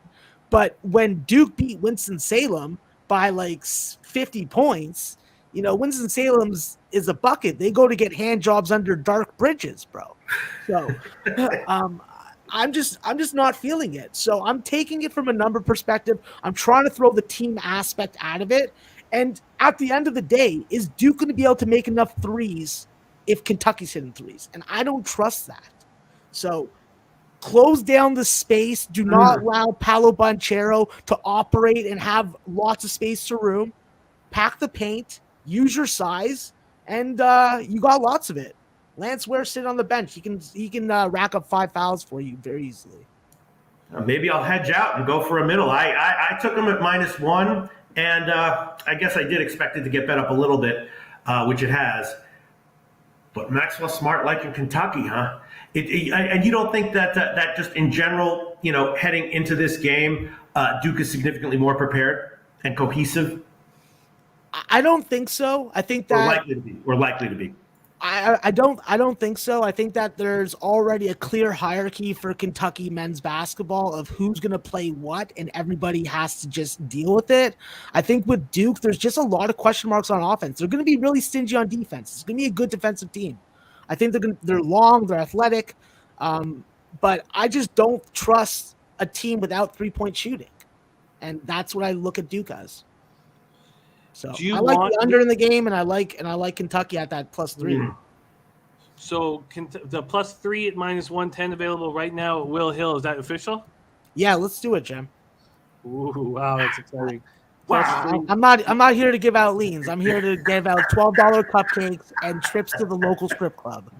I respect it enormously. Let's also. Did you want to move on the under? What number can you get me? Because I got it under 150. Okay, Matty that Ice was is an on opening number. the opening at 150. Yeah. Matty Ice is on the under 148.5. That's available right now. Let's see what I can get you right now. Line shopping here at 9:30 p.m. 149 is the best number at Will Hill. Lock it in, my friend. Oh wow, that's exciting. All right, under 149 -110 over at Will Hill. All righty, let's roll on. Pretty much all the comments are either liking Duke or the Kentucky team total under. I'm scanning. I'm looking for someone other than Maxwell Smart who likes Kentucky here. Yes, Hey, we did listen, not. Pete, if I got to slurp cock soup on this, then I will. You know, like, You'll slurp it. Oh, I'll come back and I'll take it like a champ. You know, I ain't scared. No 40% of my games are losses every year, and that's a lot of losses when you're a volume capper like myself. yeah. If anyone wants to chime in and say that they like Kentucky +3, do so now. We're looking for it. I'm not seeing it. Okay, I can only pray that it's a non-slurping situation. Slaughter in the house. Slaughter says, I love Kentucky. So there you go. Slaughter says, I love All right. Kentucky. I got the boss man with me. Let's go. And When- let's lock when down Wesley- that parlay for him. Wesley Costa says, when Duke wins, it's ketchup and bananas. No, Okay, we're not now starting the that's year off okay. there. That will be, that's not how we start. Uncle Oliver on Kentucky. Drew Vinsky on Kentucky. All right, here we go. Let's move on to the last spot on Max's card. We're going to ask him about the Taint play of the day. We're also going to ask him about futures. So that's the plan right now. We have Maxwell Smart joining us. All of you guys watching right now, our brand new show, NCAA Basketball Net Profits, premieres today at 5 p.m. Eastern, starring Maxwell Smart and Connor Mack. We are so excited about this show. Right on the heels of our NBA show. We're all basketball coming into the witching hour, and I love it. So NBA at 4 p.m., Maxwell Smart and C-Mac, Net Profits, college basketball Net Profits, 5 p.m. Eastern, 2 p.m. Pacific. Uh-oh. Jimmy the back. Yes. You know, sorry, I just see the comment. You know, my favorite play in the favorite handicapping opinion that I look for is someone who's a specific diehard fan of a certain team and likes the opposite side. And we do have that here. Jake Burns, diehard UK fan here. Duke -3, my biggest play today. There you go. That weighs very heavily with me, Jimmy the Bag. And Washa says, I like Kentucky +3, but catches go back and forth on the NCAA slate later at 5 p.m. Eastern. Great to see Senka in the house. Fat Wally, Kev Riley, thank you guys for your support. And C. James says, Net Profits, baby. Yeah, man, I can't wait to watch that show myself. All right, the next spot on Max's card is 10 p.m. Eastern. So at this point on the show with Maxwell Smart, whom we want all over this show, we are just picking certain spots to break down. And you will see a lot more games on the show with C-Mac and Maxie. Here we go. 10 p.m. Eastern, UC Riverside Highlanders at San Diego State Aztecs. We are in San Diego, California, Viejas Arena. And let's go down to the market. San Diego State opening up at -14. There are 13.5s on the board, and Pinnacle has moved it to 13. This total opened up at 132. And was basically a pick 'em. There's been a 4-cent move towards the under at Pinnacle and 131.5s everywhere else. When we go over to the cash flow, we have just 945 tickets in, 66% of the tickets on UC Riverside, 96% of the cash on UC Riverside, and we see the market moving in their direction. So not a lot of tickets in, but the market clearly moving towards the Highlanders. Let's hear what Pete has to say before we pass it on to Max. You know, I think that San Diego State will be roughly what they've been in previous years, you know, a borderline top 25 team playing their slow brand of ball. But I see this as an up year for UC Riverside. You know, they've got the head coach who had a good season last year in his first year. Now it's a second year, and they're looking like they're improved. They're very tall. They've got guys who can match up with San Diego State, I think. So, my thoughts, I haven't bet it yet. I want to hear what Max has to say, but I was thinking 13 with a team as capable and with as big of an upside as I see UC Riverside this year having is tempting. And I was thinking about San Diego State team total under as well. UC Riverside +13 and San Diego State team total under. That's my analysis. Do you agree, Maxwell Smart? Just before we hear Max's breakdown, Dave Burke saying that in some countries, slurping shows you enjoy the dish. David Burke, by the way, just headlined the Toronto Yuck Yucks this past weekend. He's hosting the amateur night tonight, Tuesday night. And you know who will be performing? A young Sonny Vega will be on the show tonight. Simon says, UK fans are just put off because they sucked last year and they struggled against a hot shooting team in an exhibition. He's called Maxwell Smart, not Maxwell Dumb. Maxwell Smart, we've heard that Pete believes in this market move towards the Highlanders and also looking at a team total under with the Aztecs. Take it away, my man. I chose this game because I am borderline in love with Riverside. Right. I love how they play that pack line defense, Pete. Yes. I love it because they're going up against San Diego State, who plays pack line defense also. Yes. And what do you need to do to beat a pack line defense? You need to shoot threes. You need to hit threes. And by my calculations, UC Riverside was a top 50 3-point attempt rate team, and they were a top 40 freaking 3-point make team last year. Well, I know we don't have Jock Perry controlling and patrolling the middle, and you don't have Ani Chisholm anymore, but you still have Cal McRae, who's coming back from injury. You got Jalen Martinez and JP Mormon off the transfer market.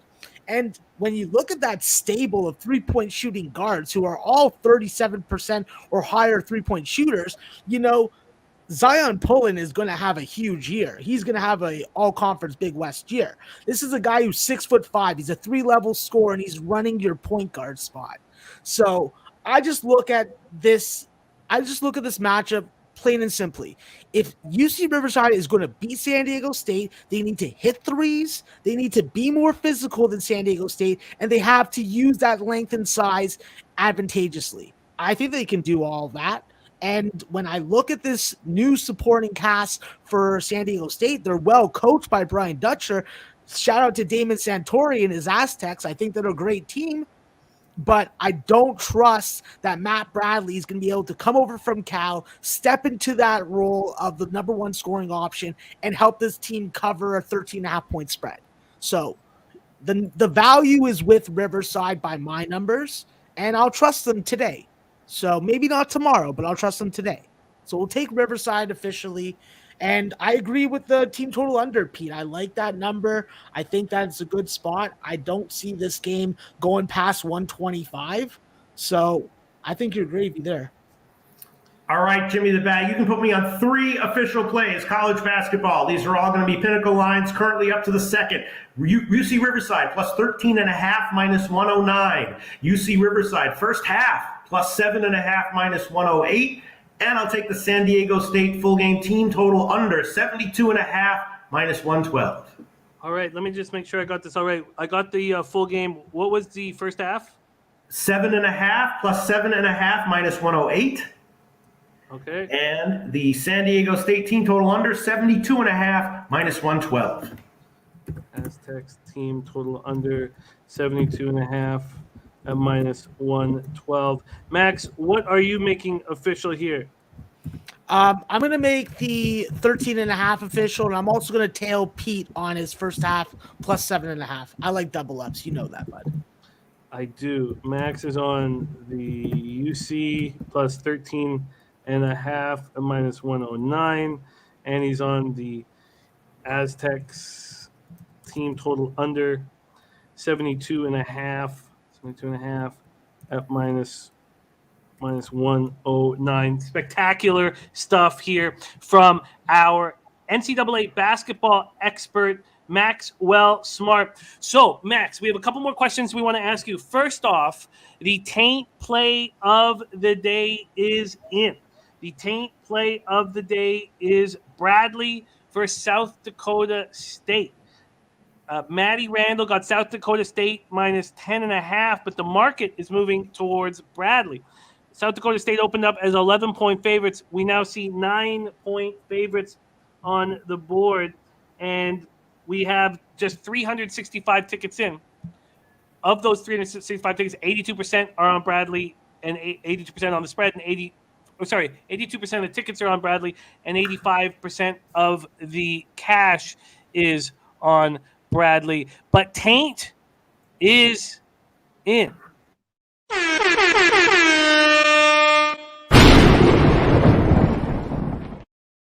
What do you think about Maddie's look here on South Dakota State, Max? And what do you think about this market move towards Bradley? Yeah, I'm not really understanding the market move. I think that if Bradley was at home, I think that they would have some value as a double-digit home dog. But losing Elijah Childs and Terry Nolan and Sean East also is a lot to lose from this roster. And you're putting a lot of faith in Rian Moss, the 6'9", I guess he's a sophomore or junior. And I just don't really see it. My projections have South Dakota State with a healthy Baylor Shireman, Noah Friedel, and Doug Wilson dominating at home. So unless Bradley's going to be coming with some really stingy defense and some pressing, I think that this Jackrabbit team is going to be eating $12 cupcakes all over Bradley's face. So I disagree with the line movement. I like a better number, and I still freaking support taking that 9. Interesting. So we have support from Max, regardless of the market movement. It's now at 9. If you want to tail Taint, if you want to tail Taint, it's now at 9. South Dakota State -9.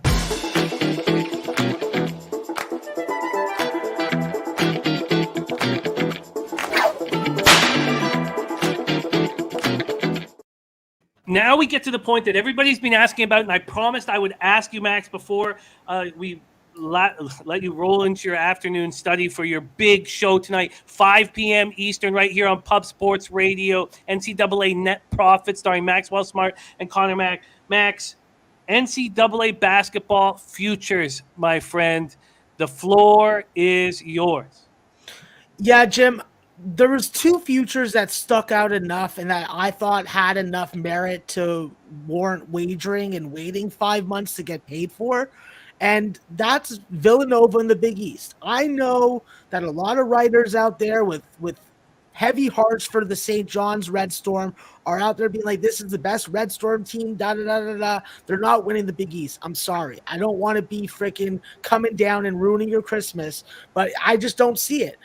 This Villanova team has won 7 of the last 8 Big East titles in the regular season. I think that's a number. I think that's a pattern. I think that's a level of consistency that you can get behind as far as the future. I think that at even money, you're getting a good price. And I don't think that the Big East has enough upper echelon talent, including even my UConn Huskies, to challenge Villanova unless Villanova has a major injury to someone like Colin Gillespie again. So I like Villanova in the Big East. I know it's a square play, but I just go with what works. And then I go to another conference, which is the ACC, and I go to Duke. If there is a year for Duke to win the ACC title, should it not be on Coach K's farewell tour? I think that when you're looking at futures for both of these teams, you have to make sure that you're betting a conference future that is the regular season champion. So being the number 1 seed in the tournament rather than winning the conference tournament. So important to make that distinction. I think that both these teams are capable of winning and being the number 1 seed in the tournament, and that's how I put my money down. So Villanova, Big East, and your future on Duke, can I just write in here, is what? Duke to win the ACC plus 230, and Villanova was even money. Plus 100. I love it, Max. We need more Maxwell Smart on this show badly. So I will be doing whatever I can to make sure that happens. What a treat it is to see you back on the screen, working with you once again. And I repeat, hottest NCAA show out there is at 5 p.m. Eastern, starring Maxwell Smart every day, Monday to Friday, right before the witching hour. Pistol Pete, what's it like getting a chance to grace the screen with Maxwell Smart again? Oh, it is like freaking heaven. You know what would be a cool show? Have like a trivia show of Maxwell Smart against someone else, ask them questions about the deep minutiae of like Division III college basketball teams and find out who really knows like all the names of all the teams in college basketball. I love it. Maxwell Smart. I could go to sleep listening to your analysis and your pronunciation of all these players' names. I love it. Yeah, I know. It's terrible. Eric Rose says, keep firing, Max. I can't wait to see how the season goes. Let's review official picks from both Max and Pete. I have not decided exactly how I'm going to hammer the card. Max, Michigan State plus 4.5. Louisiana Tech plus 11.5. Kentucky plus 3 and the under 149. UC Riverside plus 13.5 and the Aztecs team total under 72.5. Pete has decided to focus with a triple up in the UC Riverside San Diego State game. He's on UC plus 13.5 full game. He's on the first half plus 7.5, and he's also on that team total under 72.5 at minus 112. Max, my man, Mario White said, guys, just took a break from my job. What's the previous picks? Those are the college basketball picks. Mario White, thank you for taking a break during your hard work to join us. That's what we have for NCAA. I'll review the other picks here shortly, but let's I know Max has a ton of work before his big 5 p.m. premiere of net profits. Max, any last words for the great cappers supporting the show? Yeah, just obviously fuck with your eyes open. Dip your chicken tenders in honey, not honey mustard. We're trying to make enough money so we can lobby our restaurant industries to take it out of our restaurants and not be put into our bodies. And spread the word to our friend Boston Nick about that. And lastly, Jim, I want to let the low baggers know, loyal OG low baggers, respect and appreciate all of you. We're going to be doing something a little different on the show today. We're going to actually have a dedicated time to talk about the games that you want to talk about that we didn't touch on. So make sure that you're hanging around for the last 15 minutes of the show, because we're going to be focusing clearly and entirely on the chat's questions and the chat's desires. So bring your games, bring your knowledge, bring your picks, and let's fuck with our eyes open and serve the bookies cock soup the way that they deserve. They do deserve it. They do deserve it. There he is, Maxwell Smart. If you don't follow him on Twitter, follow him right now. Follow him right now. He's at CBMS420. At CBMS420.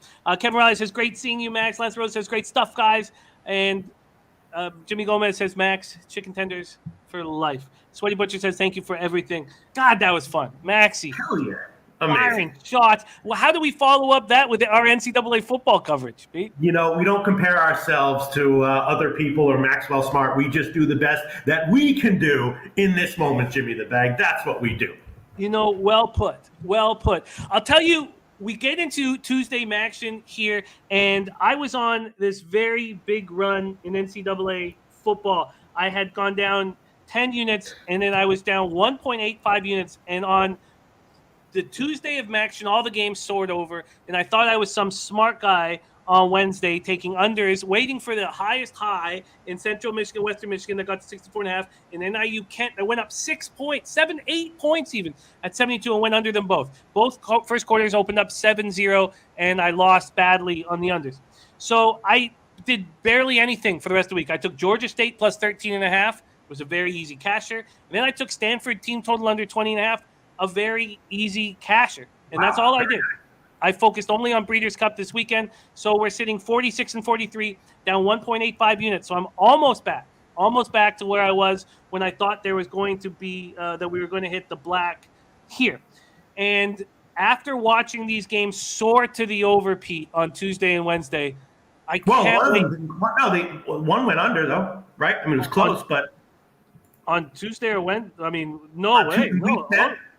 The Ball State Akron game went under. Oh, you're right. The ball was that on Thursday though? That was on Tuesday. That was one of my official picks, Jimmy the Bag. You counted that, right? You put that in the spreadsheet, right? I have not been tracking your NCAA. That's okay. That's all right. But football, just because we started in the middle of the year. I mean, I do look at them, but I haven't been tracking the entire year just because we started so late in the year. Why did I think all those games went over on Tuesday? Well, it was close. I mean, it was headed over for a while, and the other two soared over, but that one went under. You're absolutely right. 31-25, so 56 points were scored, and that total was at 58. In Eastern Michigan, Toledo, 101 points were scored with a total of 51, and in Miami, Ohio, 33-35. Okay, so when was it that I fell apart then? That doesn't make sense here because I had Ohio plus 7. It was the following night. Oh, because I didn't make any total bets. I had Ohio. That was an easy cashier. We kept well on Tuesday. But then Wednesday, I tried to outsmart the board and look like an ass clown doing it. Okay, let's move on to this Tuesday action. I can't wait to hear how you are going to handle these totals that threw me for a loop on last week. All right, so we're going to start with the Buffalo Bulls at Miami of Ohio Redhawks. Buffalo Bulls 4-5, 2-3 in the MAC. Miami of Ohio Redhawks 4-5, 3-2 in the MAC. This total opened up at 57. We've seen no movement. Miami opening up as 7-point favorites. Pinnacle has just moved it to 7.5. Actually, they all have. They all have moved it to 7.5. Let's move over to the cash flow here and see how they are hammering this one. We have 3,568 tickets in. 70% of the tickets are on Buffalo. 70% of the cash is on Buffalo. 51% of tickets are on the under and 89% of cash on the under. On Tuesday and on Wednesday, all the big bets had come in on the under, and I fell for that trap as well. We're in Oxford, Ohio. Buffalo comes in fresh off their bye week. We last saw them having their 2-game winning streak snapped in a surprise 56-44 home loss to Bowling Green as 13.5-point favorites. Buffalo 2 games behind Kent State in the divisional standings. They still need 2 wins to become bowl eligible. So this is a huge game for the Bulls that are the defending East champs. So they started their starting quarterback, Kyle Van Treese, left the October 30th game against Bowling Green late in the second quarter with a leg injury. Matt Myers came in, went 12-24 for 239 yards, touchdown, and an interception. Coach Linguist says that he expects Van Treese to be ready to play. For the season, Van Treese has been okay. 8 touchdown passes, 5 picks, completed 62% of his passes for 1,714 yards. We know that the Bulls want to run the ball. They're third in the MAC, 199.3 rushing yards per game. They've gone over 200 in each of their past 2 games. Miami of Ohio had their 2-game winning streak snapped as well. Both teams coming off having their winning streak snapped. 35-33 loss at Ohio as 7-point favorites in the Battle of the Bricks. And I was on Ohio in that spot with the way Rourke had been throwing, or in the game previously also. He's from Oakville, Ontario, so I'm a fan. The Redhawks trailed 28-0, and then Brett Gabbert went nuts. He went absolutely nuts. So they don't get their first touchdown until about halfway through the third. He throws for 5 touchdowns. They goes 32 of 55, does throw a pick. Miami's defense had been so good this year, but they did not look good last out. But they tightened the ship. They're allowing 23.7 points per game, only 137.3 rush yards, and they're third in total defense at 356.9 yards per game. Here we go. Pistol Pete, Loshak, Bulls, Redhawks, take it away. This is a very interesting matchup, Jimmy the Bag. Of course, the rest, helps Buffalo for sure. They do have some key injuries, and it's not just the quarterbacks. They have 2 defensive ends who are kind of banged up, and you kind of just said it. The Miami Ohio offense, when they get going, they can steamroll over anyone. And Buffalo, they get a lot of sacks. They put a lot of pressure on the quarterback, but if they don't get that done, they are very vulnerable defensively to the pass, obviously, which is what we saw Miami do so viciously last week. Yeah, and when Gabbert gets going with Sorensen, and there's a lot of weapons on Miami, they can put up points in a hurry. I don't know if I can give an official play here, but my lean would probably be to Miami. Last week my lean was to Ohio, but I couldn't pull the trigger on that one, and that one cashed. And here we are, another one. But I mentioned how last week the stats favored Miami significantly. This is a very, very dangerous team, and it's just a strength against strength and weakness against weakness matchup. Buffalo, as you said, the running game is their strength, but Miami's run defense is very strong. And then, Buffalo is weak against the run, but Miami doesn't really do that. And again, Buffalo is very vulnerable defensively if they don't get sacks and if they don't get pressure on the quarterback, which I think is what's likely to happen here. So, but then again, obviously the rest helps. 7 points is a lot. A running team can keep things close. And as you said, it is a big game for Buffalo. So if I had a free play, I would definitely take Miami -7. The loss to Ohio is bad. I mean, both these teams are coming off of kind of embarrassing losses. But I think that Miami's loss, that's a big rivalry game against Ohio, so that stings a little bit more. I might take a shot with Miami on the first half, but they have weapons on offense. They're going to come out firing.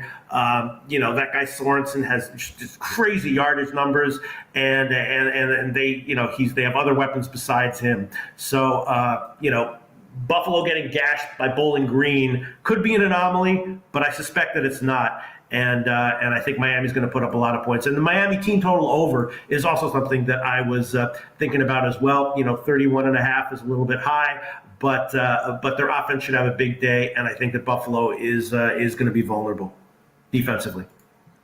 A great breakdown. I find this as hard as any game imaginable, with both teams having their winning streak snapped in ugly losses.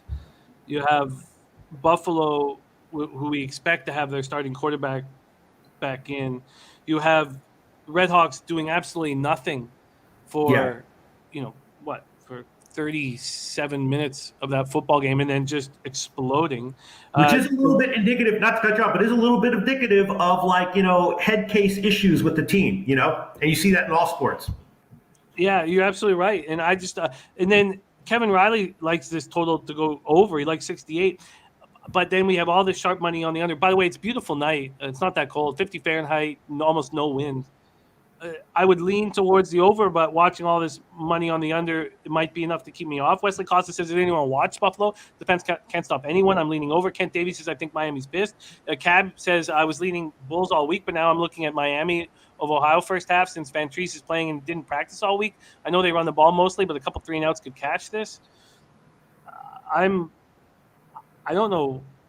Look, I don't know what to do here, and I'm not going to guess. I'm so close to getting back into the black, and I don't want to guess here. Makes me nervous. Very, very nervous. Makes sense. Definitely leaning Miami.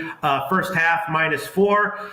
Definitely thinking about the team total over 31.5. Although as we've talked about, Buffalo could shorten the game with running, in which case Miami could still dominate offensively and, put up 30 or sneak under.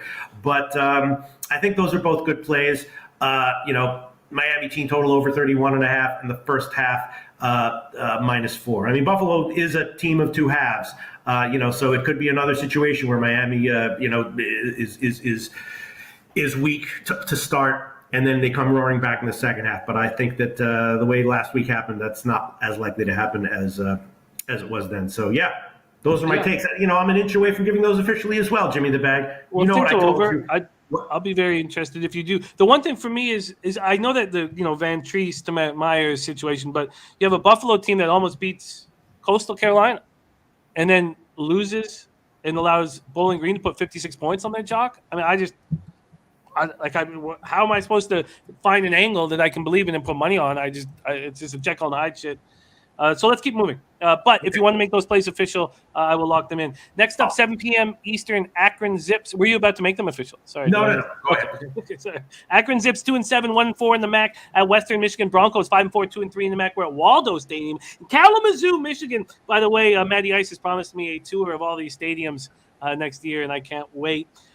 Can't wait just to get all hammered up in these wildly strange places. Akron, Western Michigan, this total opened up at 62. There's been no movement. Western Michigan opened up as 26-point favorites. That's down to 24.5 at Pinnacle. When we go over to the cash flow in this spot, we have 3,442 tickets in. 65% of the tickets are in Akron, 72% of the cash. Then you have 61% of the tickets and 85% of the cash on the under. Akron comes in off their third straight loss, 31-25 at home to Ball State as 20-point dogs. That came on the heels of a 45-10 home loss to Buffalo as 13-point dogs. I mean, talk about all these teams. You just never know what you're going to get. Yeah. And so Akron will play its first game with Oscar Rodriguez Jr. at the helm. Tom Arth bounced 3-24 record while leading the Zips. And then you have Zach Gibson. And this makes sense to me to get the freshman in there and get him rolling for the look the next year. He was 24-31, 331 yards, 2 touchdowns, no picks. He looked good. Akron all year turns the ball over like assholes. 9 fumbles lost, and their offensive line doesn't protect their quarterback. They allow more sacks per game than any team in the FBS. Western Michigan comes in off their second straight loss, 42-30 at home versus rival Central Michigan as 9-point favorites. It was nuts watching how bad they played. So now they don't have a chance at the Western Division title, but they need one more win to become bowl eligible. So Western Michigan's offense has the ball for 36.5 minutes of possession per game. That was part of the reason why I went in the under in that game. And they are supposedly have the conference's best defense, but we didn't see that last week. They lead the MAC with 127 rushing yards allowed. But they've allowed 152 points in the last 4 games, 3 of those losses. I mean, this is just nuts. I don't know. Can you give us some clarity in this Akron Western Michigan game, Pete? They're college kids. There's a lot of volatility even to the end of the season. And when I did my analysis here and looked at the lines, I was thinking that Akron plus the points and the under were decent plays, liking the under a little bit more. I do think that it'll be an improved performance here from the Western Michigan defense. And as you said, the Zips have they have playmakers. It's just the offensive line is just horrible, and I think that Western Michigan is going to take advantage of that at home here. I'm not sure they're going to be looking to run up the score, and I kind of like the under here, leaning Akron as well. I mean, it's Akron is they've got the interim coach. They're definitely playing with some fight to them and some spirit, and they've clearly been undervalued by the market over the past month or so. But then again, it is a road game. Western's last home game, and they're coming off of two kind of embarrassing losses. And Akron still does basically suck in many areas, especially on the offensive line. So I'll give you the this might be a mistake, but we can make that official. 62.5 under -106. I'll take that one. Under 62.5 -106. Jimmy the bag. Pete under 62.5. Sorry. Under 62. Under 62. Thank you. Under 62 at -106. Christopher Comentini says, nice. I definitely want to do that. Also, I believe he's talking about hanging out with the Western Michigan co-eds with me and not your under, but maybe I'm wrong. God. Kent Davies says 10 years ago, Western Michigan -28 at home. They covered the spread and went over the total by themselves, scoring 68 points. Cab says Western Michigan's the only way I think you can look at this. I don't think I want to lay -24.5, but I damn sure don't want Akron. Dennis Trusty says I do think this is an under spot as well. I'll tell you what, I can't take Western Michigan, even though I expect a bounce back spot. I expect them to smash here. I can't do it when clearly Akron has some hope with Zach Gibson under center. Now, again, look, they lose 45-10 at home to Buffalo. Then they lose just 31-25 home to Ball State. What was the difference in those two games? Well, Zach Gibson. Now they go on the road where they're vulnerable. But Kevin Riley came out with Western Michigan 40, Akron 17, which would lead the way to the under. And look, clearly I'm shook from what happened to me on Wednesday last week. And since I'm doing that, I'm on this huge run, and I'm going to allow myself to be shook. We got college basketball here. We have a spreadsheet play of the day coming in right now, though. Western Michigan from Ron Crawford.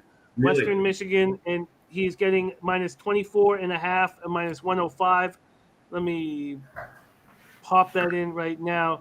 Spreadsheet play of the day. So Pete's on the under 62, and Western Michigan minus. This is a spreadsheet play of the day, and here we have Man Bear Pig. Man Bear Pig says, I think Akron wins. Okay, there you go. Ballsy call there from Man Bear Pig. I like that name, Man Bear Pig.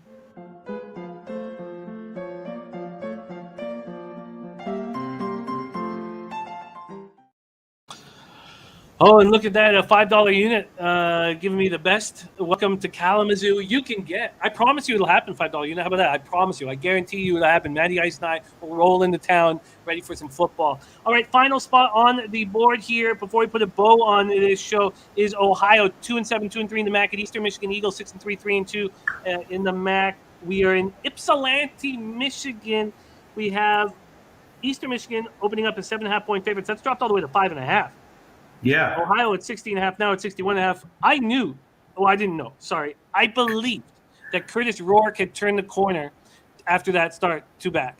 And I was right. Cashed as 7-point dogs, and they were way up, and then everything got a little scared. 35-33 went at home. Oakville, Ontario native Curtis Rourke. Second straight strong game, 23-32, 289 yards, 3 touchdowns, 0 interceptions. Here we go. We have 67% of the tickets on Eastern Michigan, 71% of the cash on Eastern Michigan, and a huge move towards Ohio. Wild. 28% of the tickets on the under, 85% of the cash is on the under, and we saw this last week.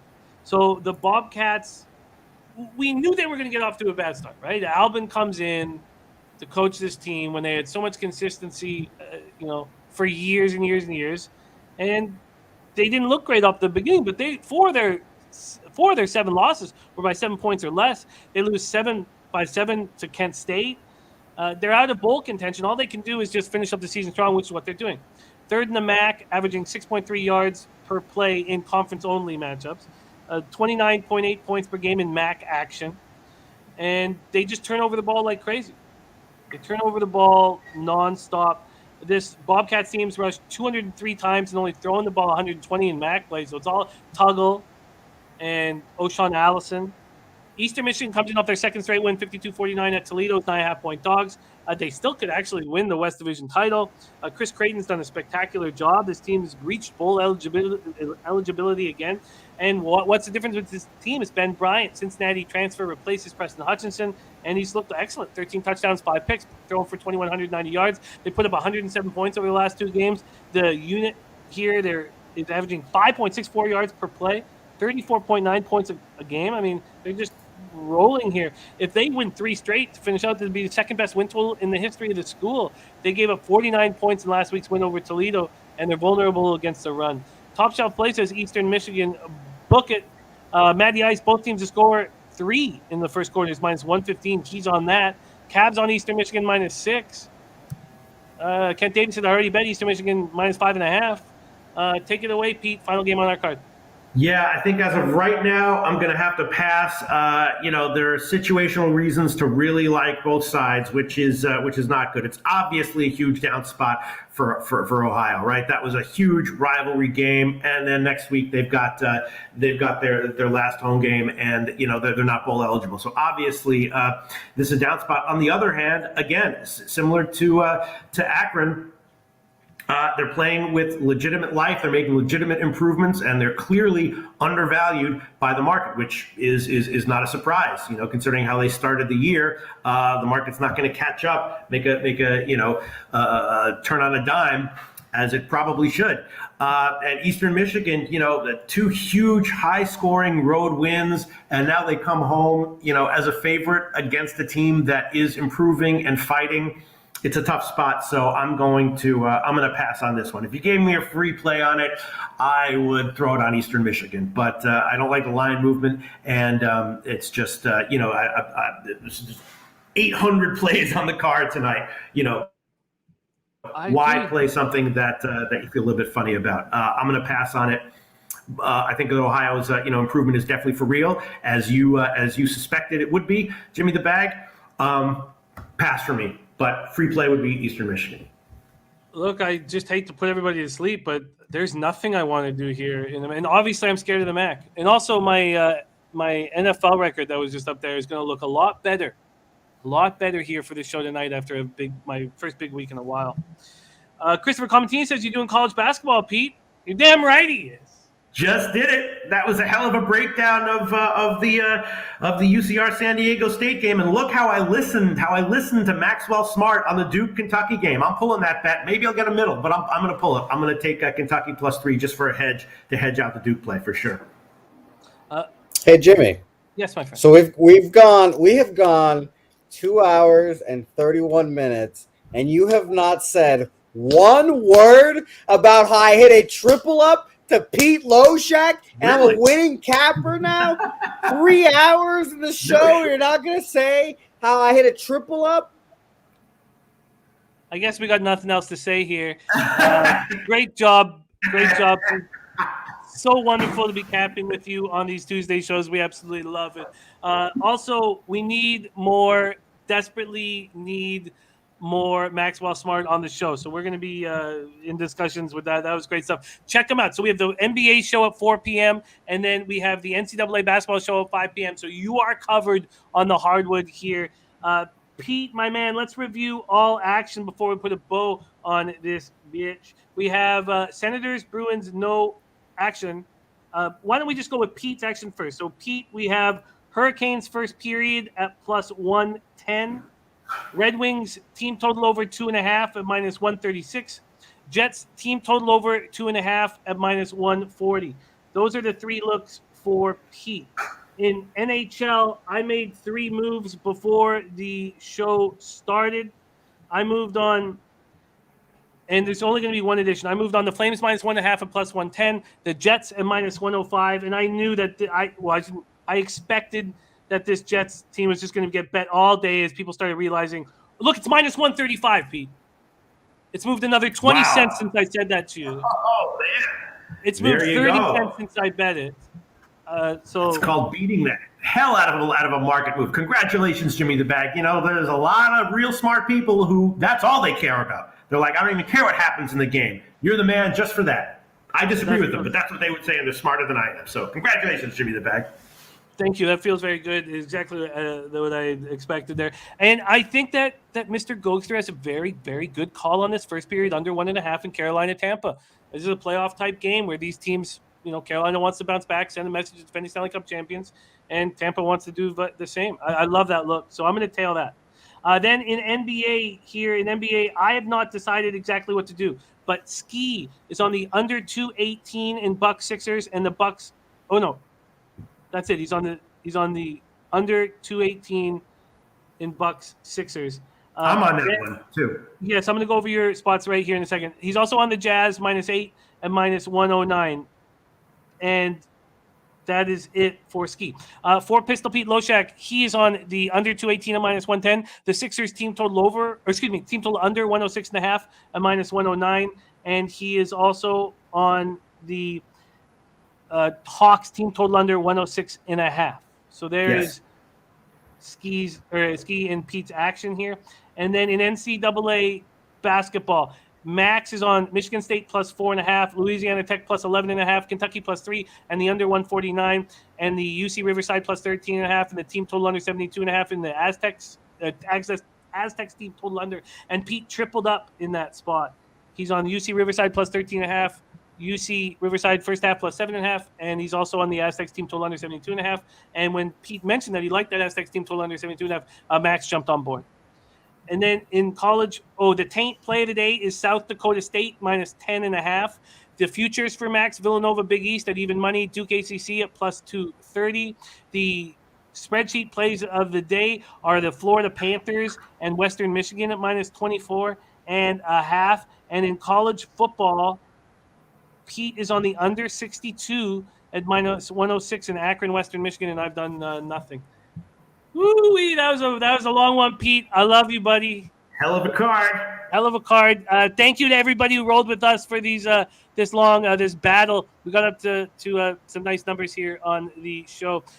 We have no show without you guys. Eric Rosas, Lexi Steele, Jared TG, Po Buddies Nerfic, Like It's Important, C. James, Jerry Beatty, Mally Mal, Man Bear, Pig, Who's Not, Cab, Kev Riley, Brothers and Bets, Top Shelf Plays, Matty Ice, Kent Davies, Ron Crawford, $5 unit. All you guys make the show special. Thank you so much. Pete, any last words before we put a bow on this?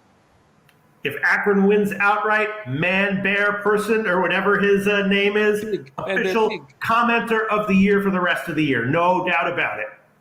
And we have a huge day. NBA 4 o'clock, NCAA basketball 5 o'clock, NFL 8 o'clock. Big shout out to our producer on the ones and twos, Jose Bouquet, who did have. Pete, how many times have you hit a triple up on a game, Pete? How many times? I want my dad to brag about me to his friends. That's all I want in my life. Depends what your definition is of triple up. Depends what your definition of game is. It always comes down to the definitions. Jose Bouquet always comes down to the definitions. Ultimately, Jose did. It was a turning point. He's had a few turning points in his career here on the show, and it was a big turning point. And a lot of guys were against it on the horse racing show too. They were like, "No, UTEP's covering machine." And Jose did a triple up first quarter, first half, full game for our man Jose Bouquet. Nice. Love you guys. On behalf of all of us at Pub Sports Radio, thank you for your support. Let's have ourselves a day. Leche. Hey, loose bookmakers!